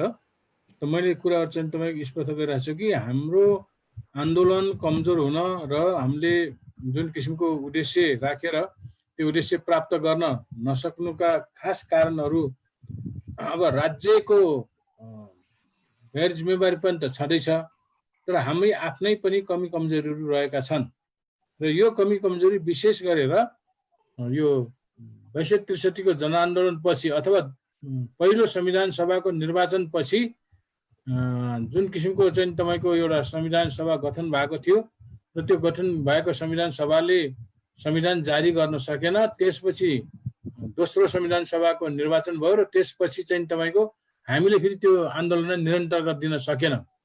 त्यो बेलादेखि नै कमजोरी हाम्रो चाहिँ तपाईँको एकदम त्यहाँबाट गइरहेको छ। त्यो कमजोरीको कारण त अब जहाँ गरिबी छ, अशिक्षा छ, भोकमरी छ, त्यहाँ अभाव छ, त्यहाँका जनताहरू अब चेतना पनि छैनन्, उनीहरू चेतनशील छैनन्, राजनीतिक अधिकारको लागि उनीहरू लड्न सक्ने स्थितिमा छैनन्, उनीहरूको जीवनयापन नै हातमुख जोड्नेमा चाहिँ बितिरहेको छ। त्यसकारणले उनीहरूबाट आन्दोलनको हामीले त्यति अपेक्षा गर्न चाहिँ तपाईँको सकेका छैनौँ र त्यो गर्ने स्थिति पनि छैन। तर जो सचेत छौँ, जो चाहिँ तपाईँको अलिकति सङ्गठित छौँ, जो अलि बुझेका पनि छौँ र हामी चाहिँ तपाईँको जनजातिका अभियन्ता, नेता, कार्यकर्ता जे भनेर भन्न चाहिँ चाहन्छौँ त्यो भन्छौँ। त्यो हामी आफै पनि हामी अलि लोभी पापी बनेको छ। अलिकति चाहिँ तपाईँको केही चाहिँ तपाईँको हात लाग्ने जस्तो भयो भनेदेखि हामीले आफ्नो चाहिँ तपाईँको जुन किसिमको उद्देश्य हो त्यो उद्देश्य छोडेर हामी सम्झौतामा चाहिँ जान्छौँ। हामीले चाहिँ तपाईँको केही पायौँ भनेदेखि कलेक्टिभ इन्ट्रेस्टलाई भन्दा इन्डिभिजुअल इन्ट्रेस्टलाई, हाम्रो चाहिँ तपाईँको सामूहिक स्वार्थ के हो, हाम्रो आफ्नो समुदायको, हाम्रो वर्ग, हाम्रो चाहिँ तपाईँको क्षेत्रको, हाम्रो जातिको समस्या के हो भन्ने कुरा भन्दा पनि मेरो समस्या के हो त्यो पुरा भइहाल्यो भन्ने हिसाबले जान्छ। त्यसकारणले मैले त अनुभव गरेको कुरो के हो भनेदेखि हामी दिनभरि एक खालको भाषण गर्छौँ, सडकमा आएर हामी आन्दोलन गर्नुपर्छ, हामी यस्तो गर्नुपर्छ, उस्तो गर्नुपर्छ, तर त्यसलाई हामी चाहिँ तपाईँको प्रतिबद्धताका साथ फेरि चाहिँ तपाईँको हामी कार्यान्वयन गर्नेप्रति चाहिँ जाँदैनौँ। हामीले चाहिँ तपाईँको दिनभरि करायो अनि त्यस पछाडि त्यो कुरालाई फेरि बिर्सेर फेरि हामी चाहिँ आफ्नै चाहिँ तपाईँको गुण सुनाउनेप्रति लाग्छ। त्यसकारणले कतिपय अवस्थामा हाम्रो आफ्नै कमी कमजोरीले, आफ्नै चाहिँ स्वार्थपनले, आफ्नै चाहिँ मनमा भएको लोभी पापी त्यो खालको चाहिँ तपाईँको एउटा व्यक्तिगत पद प्रतिष्ठा अनि त्यस्तो खालले गर्दाखेरि हाम्रो आफ्नो आन्दोलनलाई पनि हामी आफैले कमजोर पारेछ। त्यसकारणले यसलाई चाहिँ तपाईँको सबै कुरालाई सुधार्नको लागि यस्ता खालका कुराहरूमा पनि हामीले हाम्रो जनजातिकोले गरेका कुरा त्यसलाई चाहिँ के विरोध गर्ने, के नै चाहिँ तपाईँको गर्ने भनेर चाहिँ भन्नु, त्यस्ता कुराहरूलाई हामीले चाहिँ तपाईँको उजागर गर्ने, त्यसलाई चाहिँ तपाईँको एकदम हामीले चाहिँ तपाईँको त्यसको आलोचना गर्ने, आत्मआलोचना गर्ने र उसलाई चाहिँ सचेत गराउने, सही मार्गमा ल्याउने र हामीले चाहिँ तपाईँको जति सके त्यति हामीले चाहिँ तपाईँको आफ्नो आन्दोलनलाई चाहिँ सशक्त र सङ्गठित बनाउनुपर्छ। र त्यसको अलावा कुनै पनि जाति समुदायको अथवा वर्ग लिङ्गको आन्दोलन त्यो आफैले मात्रै गरेर हुँदैन। अघि मनबहादुरजीले भन्नुभएको थियो हामी जस्तै उत्पीडनमा परेका, हामी जस्तै अन्याय शोषण दमनमा परेकाहरू अरू पनि समुदायहरू छन्। सुदूरपश्चिमका चाहिँ तपाईँको मान्छेलाई हेऱ्यो भनेदेखि त्यहाँका क्षेत्रीयहरू, खसहरूलाई हेऱ्यो भनेदेखि उनीहरू चाहिँ उत्पीडन परेका छन्। दलितहरूलाई हेऱ्यो तिनीहरू चाहिँ उत्पीडन छन्। उनीहरूमाथि भएको जातीय विभेद रुकुम घटनाले हामीलाई चाहिँ देखाउँछ कि नेपालमा अझैसम्म पनि जातको आधारमा कसरी चाहिँ विभेद भइराखेको छ भन्ने कुरो यो नरसंहारले देखाउँछ। त्यस्ता खालका जातीय विभेदमा परेका, शोषणमा परेका, अब चाहिँ मुस्लिमहरू त्यस्तै खालको विभेदमा परेका छन्, दलितहरू परेका छन्, मधेसीहरू परेका छन्, इभन महिलाहरू पनि परेका छन्। त्यसकारणले गरिबहरू जुनसुकै वर्ग समुदायका भए पनि, जुनसुकै जातका भए तापनि, जुनसुकै क्षेत्र लिङ्गका भए पनि उनीहरूको पनि चाहिँ विभेद त्यस्तै नै हो। त्यसकारणले तिनीहरूसँग पनि हामीले एकीकार गरेर एउटा उत्पीडित समुदाय, वर्ग, जातिले चाहिँ तपाईँको संयुक्त आन्दोलन गर्ने पहल गर्नुपर्छ, कोसिस गर्नुपर्छ। संयुक्त चाहिँ आन्दोलनहरूको चाहिँ माहौल बनाउनुपर्छ र हामीले चाहिँ तपाईँको जो चाहिँ तपाईँको हाम्रो स्वार्थलाई, सामूहिक स्वार्थलाई, जातिको स्वार्थलाई तिलाञ्जली दिएर आफ्नो व्यक्तिगत स्वार्थमा अथवा आफ्नो चाहिँ सम्बन्धित पार्टीको स्वार्थमा मात्रै ऊ चाहिँ तपाईँको बढी चाहिँ तपाईँको लिप्त हुन्छ, त्यस्ता स्वार्थीहरूको पनि हामीले चाहिँ भण्डाफोर गर्न चाहिँ पछि पर्नु हुँदैन। त्यसैले मात्रै चाहिँ तपाईँको हामीले चाहिँ हाम्रो आन्दोलनलाई अलि अगाडि बढाउन सक्छौँ। होइन भनेदेखि हामी जनजातिहरू के छ भनेदेखि तपाईँको भइगयो, अब त्यसले गरिहाल्यो, अब त्यसले खाओस्, त्यसको उद्धार भयो, कमसेकम एउटा जनजाति त भयो भन्ने हिसाबले हेर्छौँ। तर त्यसरी चाहिँ तपाईँको जनजाति आन्दोलन अगाडि बढ्न सक्दैन। त्यसकारणले यसबारेमा हामी चाहिँ तपाईँको अलि सचेत, सङ्गठित हुने र समयमै हरेक कुरोको चाहिँ तपाईँको एउटा चाहिँ तपाईँको निराकरण गर्ने प्रति हामी चाहिँ लाग्नुपर्छ। त्यसै गरी नै वसुधा दिदी, तपाईँ यो चाहिँ साथीहरू जानकारी गराउँ। जस्तो विवेक भिडियोग्राफी एन्ड फोटो भन्ने पेजबाट, आदिखोला तमु समाज को पेजबाट, रुम गुरुङको पेज फेसबुक पेजबाट पनि लाइभ भइरहेको छ। यो प्रत्यक्ष रूपमा लाइभ भइरहेको छ, जुन साथीहरू यो पनि जानकारी गराएँ। त्यसै नै वसुधा दिदी, तपाईँ आफ्नो क्वेसन राख्नु होला, जुन टाइप गर्नुभएको छ। एकजना लामा साथीले पनि टाइप गर्नुभएको छ। तपाईँहरू पहिला वसुधा दिदी राख्नु होला, त्यसपछि उहाँ लामा साथीले क्वेसन राख्नु होला। तपाईँ धेरै टाइप गर्नुभएको छ, त्यो पढ्नु भन्न तपाईँले सर्ट तपाईँले सोध्न लाग्नु भएको क्वेसन के हो त्यो ठ्याक्क राख्नुभयो भने अझै मजा हुन्छ। हजुर, वसुधा दिदी तपाईँ राख्नु हो पहिला है। हुन्छ, हस्, धन्यवाद है विवेकजी। डाक्टर ओम नमस्ते है सबैजनालाई। नमस्ते वसुधाजी। मैले थ्याङ्क यू है फर्स्टली। त्यसपछि मलाई सोध्नु मन लागेको छ 2-3 वटा कुरा हुन् त। एउटा त तपाईँले जवाफ पनि दिइहाल्नु भयो होइन, त्यही पनि म फेरि राख्न चाहन्छु है। जस्तो छ नि यो हामी आदिवासी अथवा जनजातिहरू छ नि, हामी के साँच्चै हामी युनाइटेड हुनै नसक्ने हो? Is it too ambitious to expect that है? त्यो is it too early for us to be united in that sense? जुन हिसाबले तपाईँले कुरा गर्नुभयो नि, हामी एकजुट भएर अगाडि बढेर भयो भने मात्र हामीले चाहिँ हाम्रो जुन आवाज छ, हाम्रो इस्युजहरू छ, हाम्रो जायज कुराहरू छ, त्यसलाई चाहिँ अगाडि बढाउन सक्छौँ र हामीले राइट्स चाहिँ हामीले त्यो लिन सक्छौँ होला भन्ने कुरा जुन गर्नुभयो एक थियो होइन। त्यस अनि यो विभिन्न जुन स्पेसहरू छ नि होइन, यो आदिवासीको ले युज गर्न सक्ने स्पेसेसहरू होला अथवा क्रिएट गर्न सक्ने स्पेसेस होला, स्ट्रक्चर्सहरू होला, त्यो हामीले चाहिँ के युज गर्न नसकेको हो। जस्तो उदाहरण चाहिँ के भन्छ अरे, हामीले कतिपय सङ्घ संस्थाहरूको अथवा कतिपय ग्रुपहरूको त राम्रो पोलिटिकल एक्सेस छ, आउटरिच छ होइन, के हामी आदिवासीहरूकोमा चाहिँ त्यो नभएको हो, त्यो पोलिटिकल आउटरिच एक्सेस नभएको हो, या फिर हामी आदिवासीहरूको सबैको आफ्नो किसिमको एउटा के भन्छ विशेषता छ, जुन विशेषतामा हामी नै रुमल्लिरहेछौँ र हाम्रो त्यो डाइभर्सिटी जुन छ त्यो डाइभर्सिटी नै हाम्रोलाई के भन्छ अरे पोजिटिभको भन्दा पनि अलि के भन्छ अरे साथ नदिने किसिमले भइरहेको। हामी चाहिँ त्यो डाइभर्सिटीमा हामी चाहिँ ऊ र म अलिकति फरक छु भनेर त्यो फरकपनमा बढी ध्यान दिएर अनि इन्स्टेड अफ डाइभर्सिटीलाई नै हामीले कसरी पोजिटिभली युज गर्न सक्छौँ भन्नेमा त्यो त्यतातिर केन्द्रित नभएर हो कि या हुन नसकेर हो कि होइन, त्यो किसिमको पनि पाटो छ होइन। जसले गर्दाखेरि जस्तो कुनै आदिवासीलाई के समस्याहरू भइरहेको छ होइन भन्यो भने हामी प्राय चाहिँ सबैजना एक आएर हामीले सोलिडारिटी इन प्र्याक्टिस जनाउन पनि नसकेको हो कि उदाहरण होइन। अर्को चाहिँ प्रश्न पनि के लाग्यो भने नि, जस्तो कतिपय उसहरूमा त हाम्रो आदिवासीकै जनजातिकै समुदायमा हेर्ने हो भने चाहिँ हामीलाई त्यस्तो अघि तपाईँले भन्नुभएको चाहिँ यति भए त भइहाल्छ नि, अब उसले गरे खान्छ भइहाल्छ नि भन्ने खालको त्यो एटिट्युड पनि छ, त्यो एउटा किसिमको पनि छ होइन। र अर्को चाहिँ हामी चाहिँ राइट्सहरूप्रति त्यति उस छैन कि इन्ट्रेस्टेड भन्ने कि चनाखो छैन भन्नु पर्यो है। जसमा फर इक्जाम्पल कि हाम्रो युवाहरू जुन छ होइन, युवाहरू पनि त्यो प्रति यो आदिवासीको राइट्सहरू जनजातिको राइट्सहरू प्रति त्यति इन्भल्भ नभएको हो कि के गर्न नसकेको हो कि या अझै इन्भल्भ गराउनु पर्ने हो कि के कस्तो होला भन्ने चाहिँ मलाई लागिरहेको। अनि यदि त्यस्तो हो भने चाहिँ हामीले चाहिँ कसरी अगाडि बढ्न सक्छ होला त? अब विशेष गरेर अब आउने युवा पिँढीलाई सोचेर गर्ने हो भने, किनभने उनीहरूले नै बढी मात्रामा यो सायद कुराहरू बुझेमा उनीहरूले चाहिँ यो इस्युजलाई अगाडि लान सकिन्छ कि भन्ने चाहिँ मेरो प्रश्न। धन्यवाद भैरवजी। प्रश्न भन्दा पनि जिज्ञासाहरू। धन्यवाद जिज्ञासा। अब तपाईको प्रश्नको जवाफ दिनै पर्ने खालको तपाईँ आफैले क्लियरिफाई गरिसक्नु भएको छ। तर मलाई अलिकति के भन्न मन लाग्यो भने अब हाम्रो जुन किसिमको पोलिटिकल राइट्सको कुरा जुन हामीले उठाइरहेका छौँ त्यो हाम्रो त्यति एम्बिसियस छैन। त्यो चाहिँ असाध्यै चाहिँ प्राग्मेटिक नै छ। किनभने हामीले कुनै एउटा छुट्टै राज्यको परिकल्पना गरेका छैनौँ, त्यसको चाहिँ स्वतन्त्र राज्यको माग पनि गरेका छैनौँ। हामीले वर्तमान राजनीतिक अथवा राज्य संरचनाभित्रै हामीले चाहिँ तपाईँको सेल रुल र सेल्फ रुलको मात्रै कुरा गरिरहेका छौँ। त्यस कारणले त्यो हाम्रो कुनै किसिमको एम्बिसियस माग चाहिँ होइन।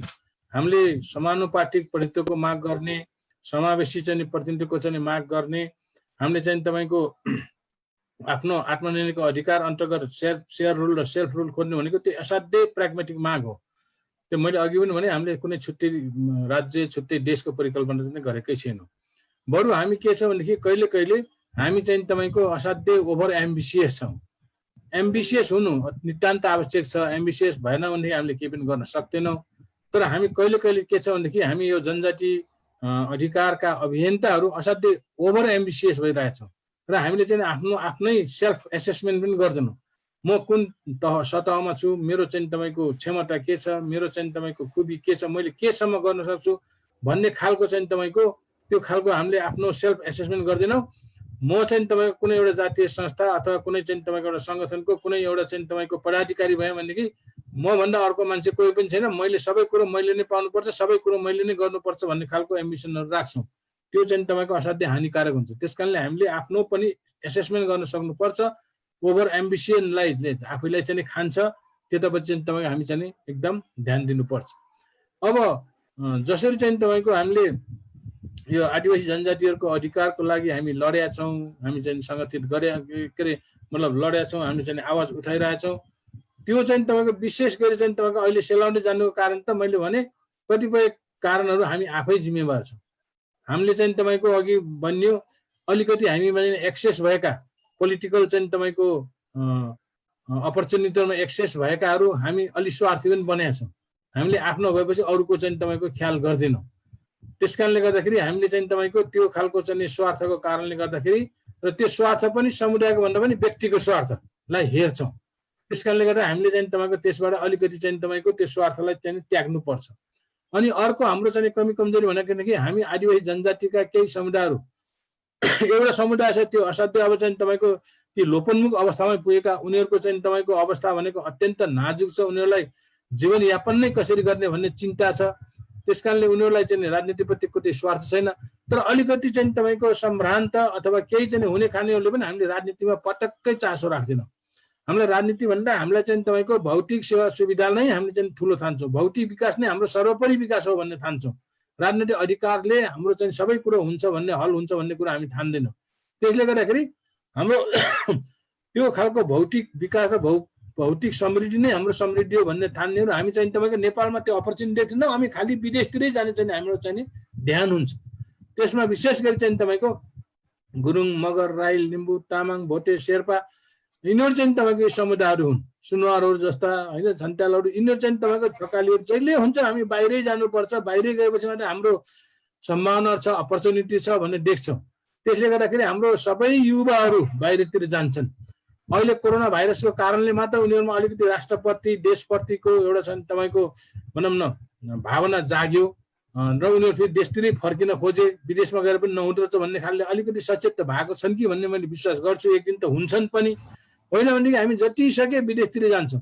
त्यसले गर्दाखेरि हाम्रो राजनीतिमा अधिकारमा त्यस्तो खालको विदेश जाने प्रवृत्ति, त्यो खालको चाहिँ तपाईँको संस्कार संस्कृति वैश्विक हुनाले त्यसलाई हामीलाई चाहिँ तपाईँको निकै घाटा लागेको छ।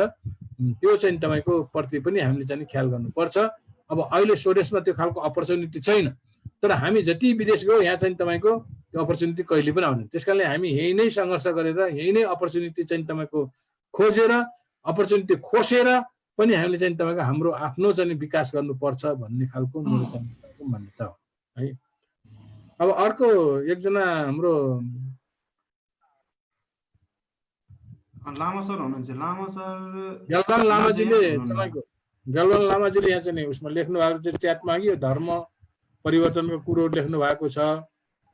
त्यसरी चाहिँ तपाईँको यो चाहिँ तपाईँलाई कसरी चाहिँ जोगाउन सकिन्छ भन्ने खालको कुराहरू पनि लेख्नु भएको छ। क्रिस्चियन चाहिँ भइरहेको छ, हिन्दूकरण भइरहेको छ यो भन्ने खालको चाहिँ कुराहरू लेख्नु भएको छ। अब यो सबै कुरो चाहिँ तपाईँको सेवा सुविधा आर्थिक विकासमा भर पर्ने हो।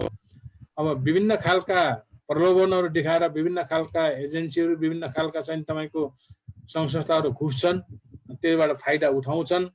त्यो चाहिँ हाम्रो बाध्यताले गर्दाखेरि हाम्रो व्यवस्थाको फाइदा उठाउने चाहिँ तपाईँको त्यो जहाँ पनि त्यो हुन्छ। तर पनि हाम्रो चाहिँ आफ्नो चाहिँ धर्म संस्कार बचाउने, आफ्नो चाहिँ तपाईँको संस्कृतिको जगेर्ना गर्ने, त्यो भनेको चाहिँ तपाईँको हामी आफैले हो। अरूलाई चाहिँ तपाईँको भन्दा पनि हामीले आफैले पनि गर्नुपर्छ र त्यसलाई चाहिँ तपाईँको राज्यले विशेष खालको बराबरीको चाहिँ तपाईँको सुविधा दिनुपर्छ, विकास गर्नको लागि होस् अथवा त्यसको संरक्षण सम्वर्धन गर्नको लागि। त्यतापट्टि हामीले चाहिँ तपाईँको हाम्रो बल अथवा हाम्रो दबाब त्यतापट्टि पुर्याउनु पर्छ।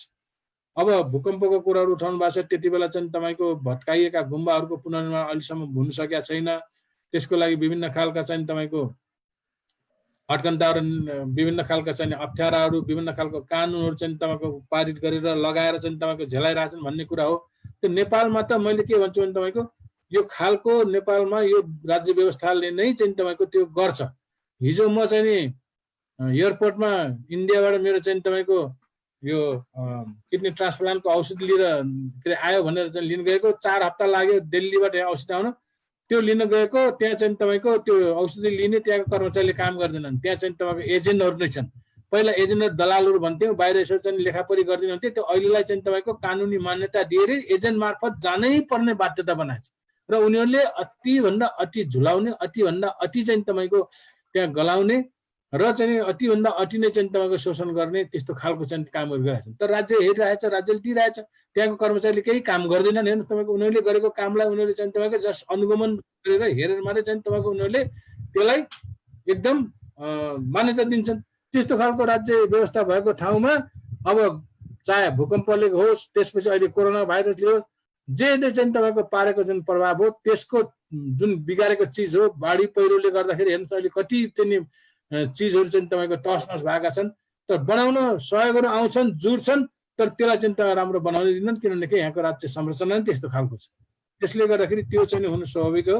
तर त्यसैको लागि त हामीले चाहिँ तपाईँको आन्दोलन गर्नुपर्ने, हामी सङ्गठित हुनुपर्ने, हामी सचेत हुनुपर्ने। त्यस कारणले राज्यले गर्छ भनेर छोडिदिने हो भनेदेखि यहाँ हामीले केही गर्न सक्दैनौँ। हामी चाहिँ तपाईँको जे चाहिँ हामीले उद्देश्य राखेको छ त्यो हामीले प्राप्त गर्न सक्दैनौँ। त्यस कारणले त्यसको विरुद्धमा हामी चाहिँ सङ्घर्ष गर्ने, त्योसँग हामी सम्झौता गर्ने होइन।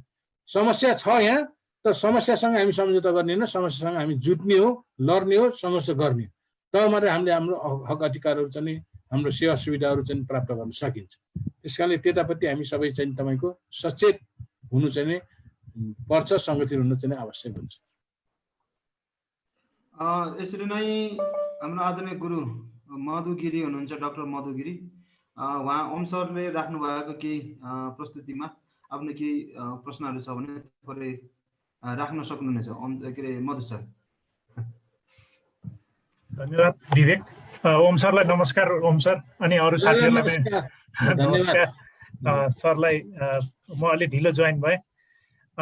ओम सरले अब सबै धेरै कुराहरू समेटेर कुरा गर्नुभयो, जुन कुरासँग म एकदमै सहमत छु। हामी मानव शास्त्रमा यो आदिवासी जनजातिको अधिकार र यसको विविधता बारे, बेसिकली यो आर्थिक सामाजिक सांस्कृतिक अधिकार जुन मा आदिवासी जनजातिको धेरै फोकस चाहिँ त्यो विषयमा पनि हो, कल्चरको विषयमा।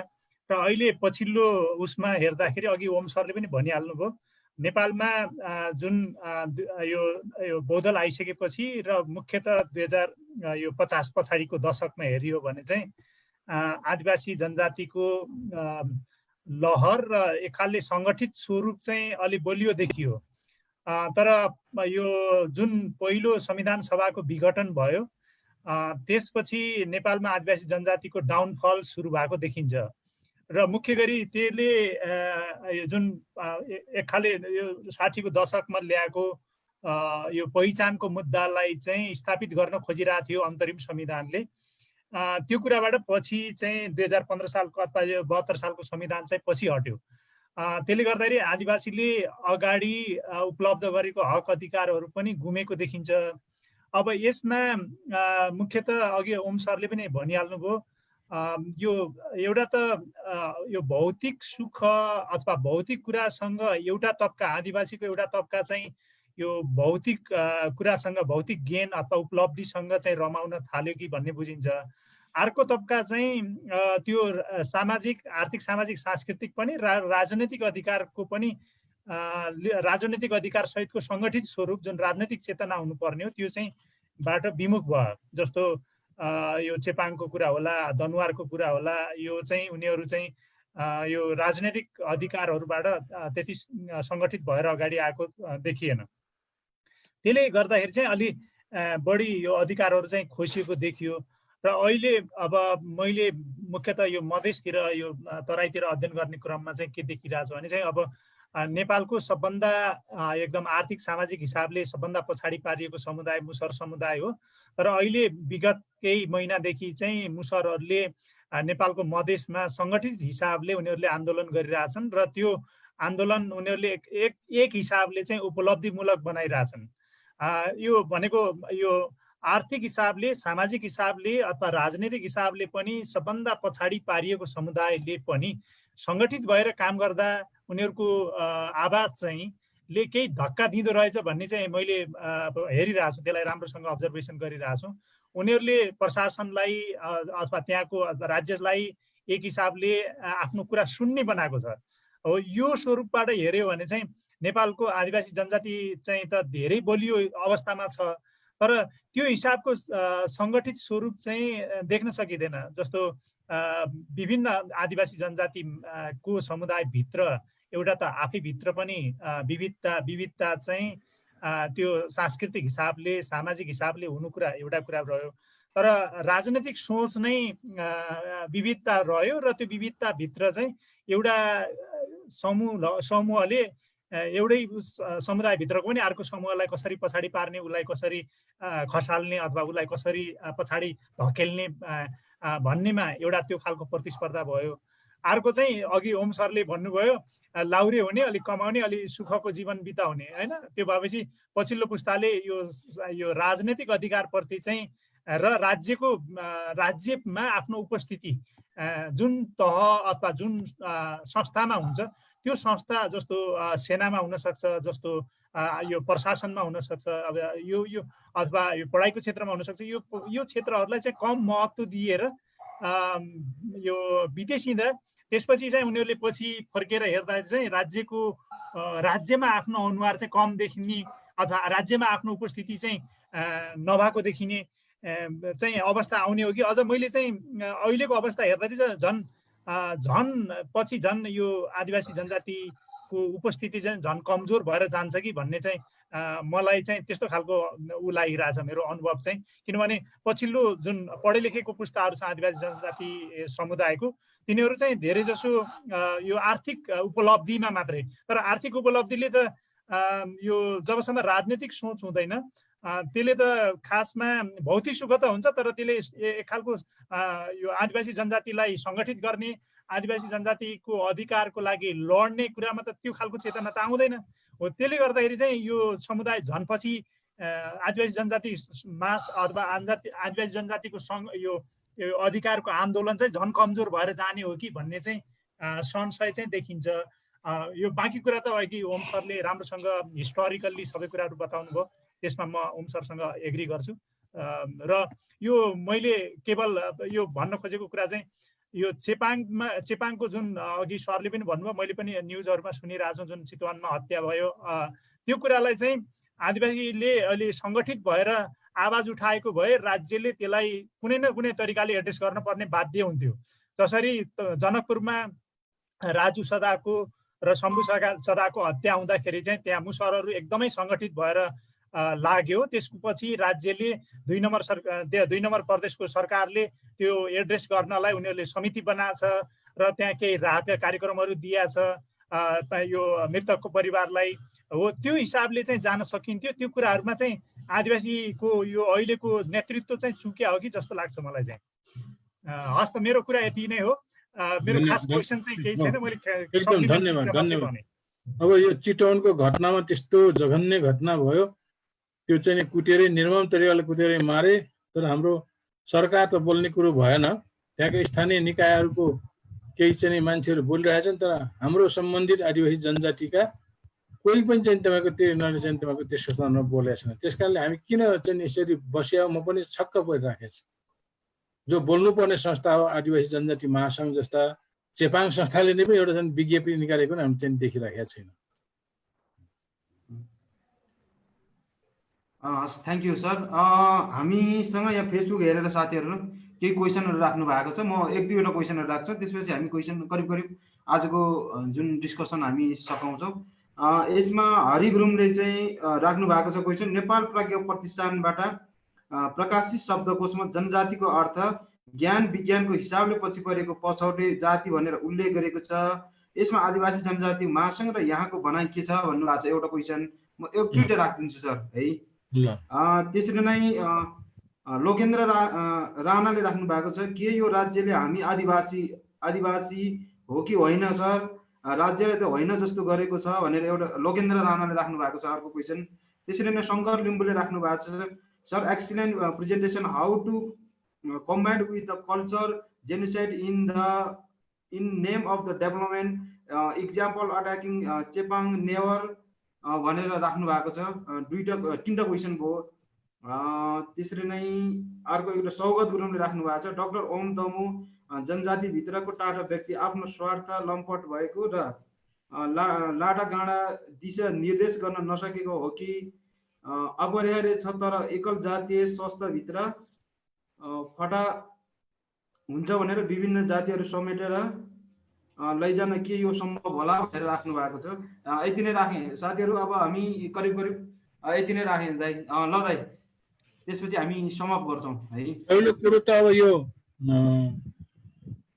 नेपाल प्रज्ञा प्रतिष्ठानले चाहिँ प्रकाशन गरेको डिक्सनरीमा जुन आदिवासी जनजातिको व्याख्या गरिएको छ त्यो गलत छ।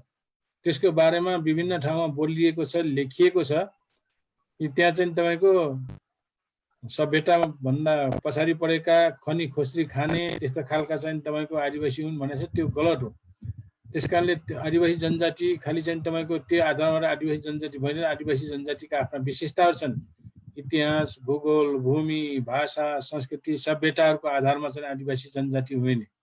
त्यस कारणले त्यो गलत हो। त्यो चाहिँ तपाईँको कसैले त्यो चाहिँ डिक्सनरीमा लेखिएका कुराहरूको आधारमा हामी आदिवासी जनजाति हौँ कि होइनौँ भनेर त्यो भन्नु चाहिँ हुँदैन।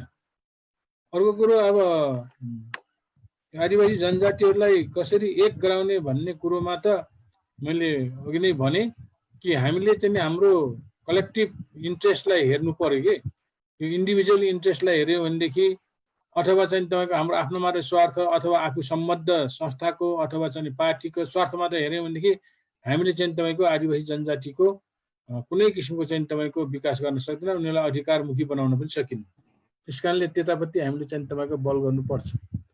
अब यो चेपाङहरू चाहिँ त्यस्तै चाहिँ नेवारहरू, कोक्नाका नेवारहरू, फेरि चेपाङै माथि जुन किसिमको ज्याजती भएको छ राज्यले अहिले पछिल्लो दिनमा, त्यो ज्याजतीप्रति पनि हामीले आफ्नो चाहिँ तपाईँको एउटा भनौँ न विरोधको आवाजहरू चाहिँ उठाउन सकिरहेको छैन, अवस्था छैन। त्यो चाहेर हो या नचाहेर हो, हामी आफै विभाजित छौँ। हामी आफै चाहिँ तपाईँको विभिन्न एउटा चाहिँ प्रलोभनमा विभिन्न पद प्रतिष्ठामा भुलिया छौँ। त्यसैले गर्दाखेरि त्यो चाहिँ नै हाम्रो सबैभन्दा कमजोरी चाहिँ हो। हाम्रो चाहिँ हानि चाहिँ तपाईँको हामीलाई हानि गर्ने अथवा हाम्रो चाहिँ तपाईँको अधिकारमुखी आन्दोलनलाई कमजोर बनाउने, शिथिल बनाउने चाहिँ तत्त्व त्यो हो। अर्को शङ्कर राणा कि शङ्कर लिम्बू भन्नु अरे तपाईँले?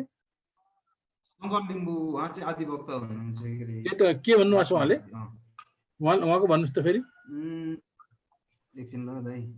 Sir excellent presentation, how to combined with the culture genocide in the name of the development, जुन विकासको नाममा जुन विभिन्न जुन अट्याकहरू भइरहेको छ, जस्तो नेवरको भयो, चेपाङको बारेमा, त्यसको बारेमा के भन्नुहुन्छ भनेर उहाँले राख्नु। अब त्यो त मैले अघि पनि भने कि नेवारको समस्याको लागि नेवारहरू मात्रै उठ्ने, चेपाङको लागि चेपाङ मात्रै उठ्ने अथवा थारूको लागि थारू मात्रै उठ्ने होइन कि त्यस्ता खालका उत्पीडनमा परेका, शोषण, दमन, अन्याय, अत्याचारमा परेका ती सबै एक ठाउँमा चाहिँ आउनुपर्छ।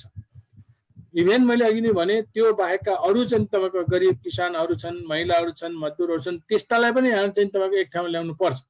त्यस कारणले त्यो खालको चाहिँ तपाईँको तिनीहरूलाई एक ठाउँमा ल्याउने अहिलेको चाहिँ इस्यु बेस, अहिलेको जुन किसिमको चाहिँ त मुद्दाहरू उठिराखेका छन्, राजनैतिक चेतना भए त झनै राम्रो हुन्छ। तर भएन भने पनि यो इस्युलाई त्यसलाई चाहिँ तपाईँको यो किसिमले कलेक्टिभ बनाउने कि साझा इस्यु बनाउने, कमन इस्यु बनाउने, त्यो तरिकाले हामी चाहिँ उनीहरूलाई चाहिँ तपाईँको ल्याउन चाहिँ सकिन्छ, ल्याउने प्रयास गर्नुपर्छ।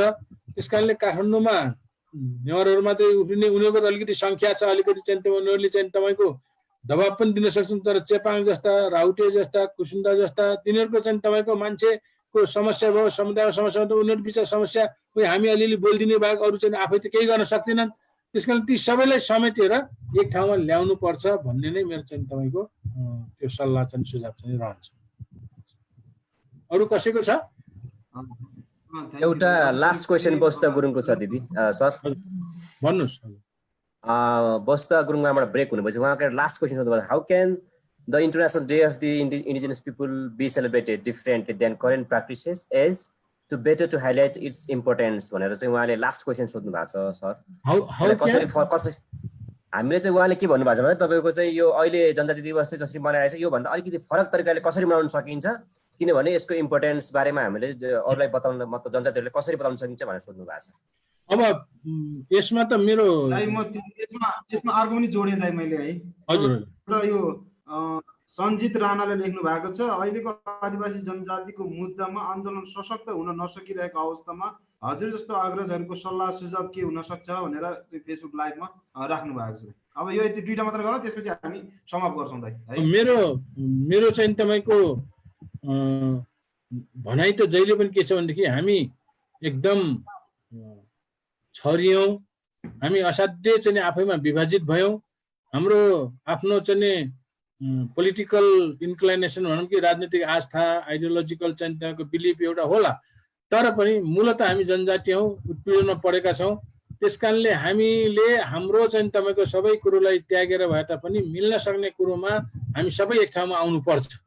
हामीले चाहिँ तपाईँको त्यो नगरिकन हाम्रो अर्को कुनै उपाय नै छैन, त्यसको विकल्प पनि छैन।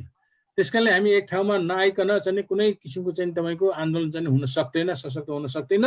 र जनजातिका प्रतिनिधिमूलक सङ्घ संस्थाहरू, जनजातिका छाता सङ्घ संस्थाहरू, साझा सङ्घ संस्थाहरूले यतापट्टि पहल गर्नुपर्छ भनेर मैले पहिल्यैदेखि भनिरहेको छु कि जनजाति आन्दोलनहरू छरिएका छन्, छरपष्ट भएका छन्, क्षेत्रीय हिसाबले, जातीय हिसाबले, ती सबैलाई एक ठाउँमा ल्याएर मिल्न सक्ने कमन इस्युहरू त हाम्रा छन् नि। ती कमन इस्युमा हामी किन एक ठाउँमा नहुने? जुन चाहिँ पहल त मैले ६५-६३ को जनआन्दोलनको बेला त गरेको थिएँ त, सबै राजनीतिक दलसँग आबद्ध भएका नभएका भने संस्था, व्यक्ति सबैलाई एक ठाउँमा ल्याएर चाहिँ तपाईँको एउटा चाहिँ युनाइटेड खालको आन्दोलन गरेर हामीले चाहिँ त्यतिसम्मको उपलब्धि प्राप्त गरे हो। अहिलेको चाहिँ तपाईँको अवस्थामा त्यो झनै आवश्यकता छ, झनै जरुरी छ। तर हामी चाहिँ तपाईँको त्यतापट्टि कुनै वास्ता गरिरहेको छैनौँ। त्यतापट्टि सम्बन्धित सरोकारवाला सङ्घ संस्था, जाति, व्यक्तित्व सबैले गर्नुपर्छ। एउटा कुरा यो। अर्को वसुधाजीले भनेको कुरो, हामी चाहिँ इन्डिजिनियस डे कसरी चाहिँ छुट्टै किसिमले मनाउन सक्छौँ भन्ने कुरोमा एउटा सुझाव के हो भनेदेखि मेरो, यो इन्डिजिनियस डे खालि त्यो दिनमा देखाउने, तडक भडक देखाउने, यताउता मात्र गर्ने होइन कि त्यसलाई चाहिँ हामी गाउँ गाउँसम्म पुगेर आदिवासी जनजातिका समस्याप्रति इन्डिजिनियस डेमा र यो विश्व आदिवासी दिवसले संयुक्त राष्ट्र सङ्घ, त्यसपछि मानव अधिकार आयोगले चाहिँ खेल्नुपर्ने भूमिका, सरकारले खेल्नुपर्ने भूमिका, हाम्रो अवस्था के छ, हामीले चाहिँ गर्नुपर्ने दायित्व, त्यो बारेमा जनजातिहरूलाई सचेत बनाउने, उनीहरूलाई चाहिँ तपाईँको एउटा भनौँ न सुसूचित बनाउने, उनीहरूलाई प्रशिक्षित बनाउने काममा हामी आफै पनि चाहिँ तपाईँको खालि सहरी एलिकामा केन्द्रमा उपस्थित हुँदैन, त्यो गाउँ गाउँसम्म पनि हामी चाहिँ तपाईँको एउटा अभियान चाहिँ चलाउनु पर्छ।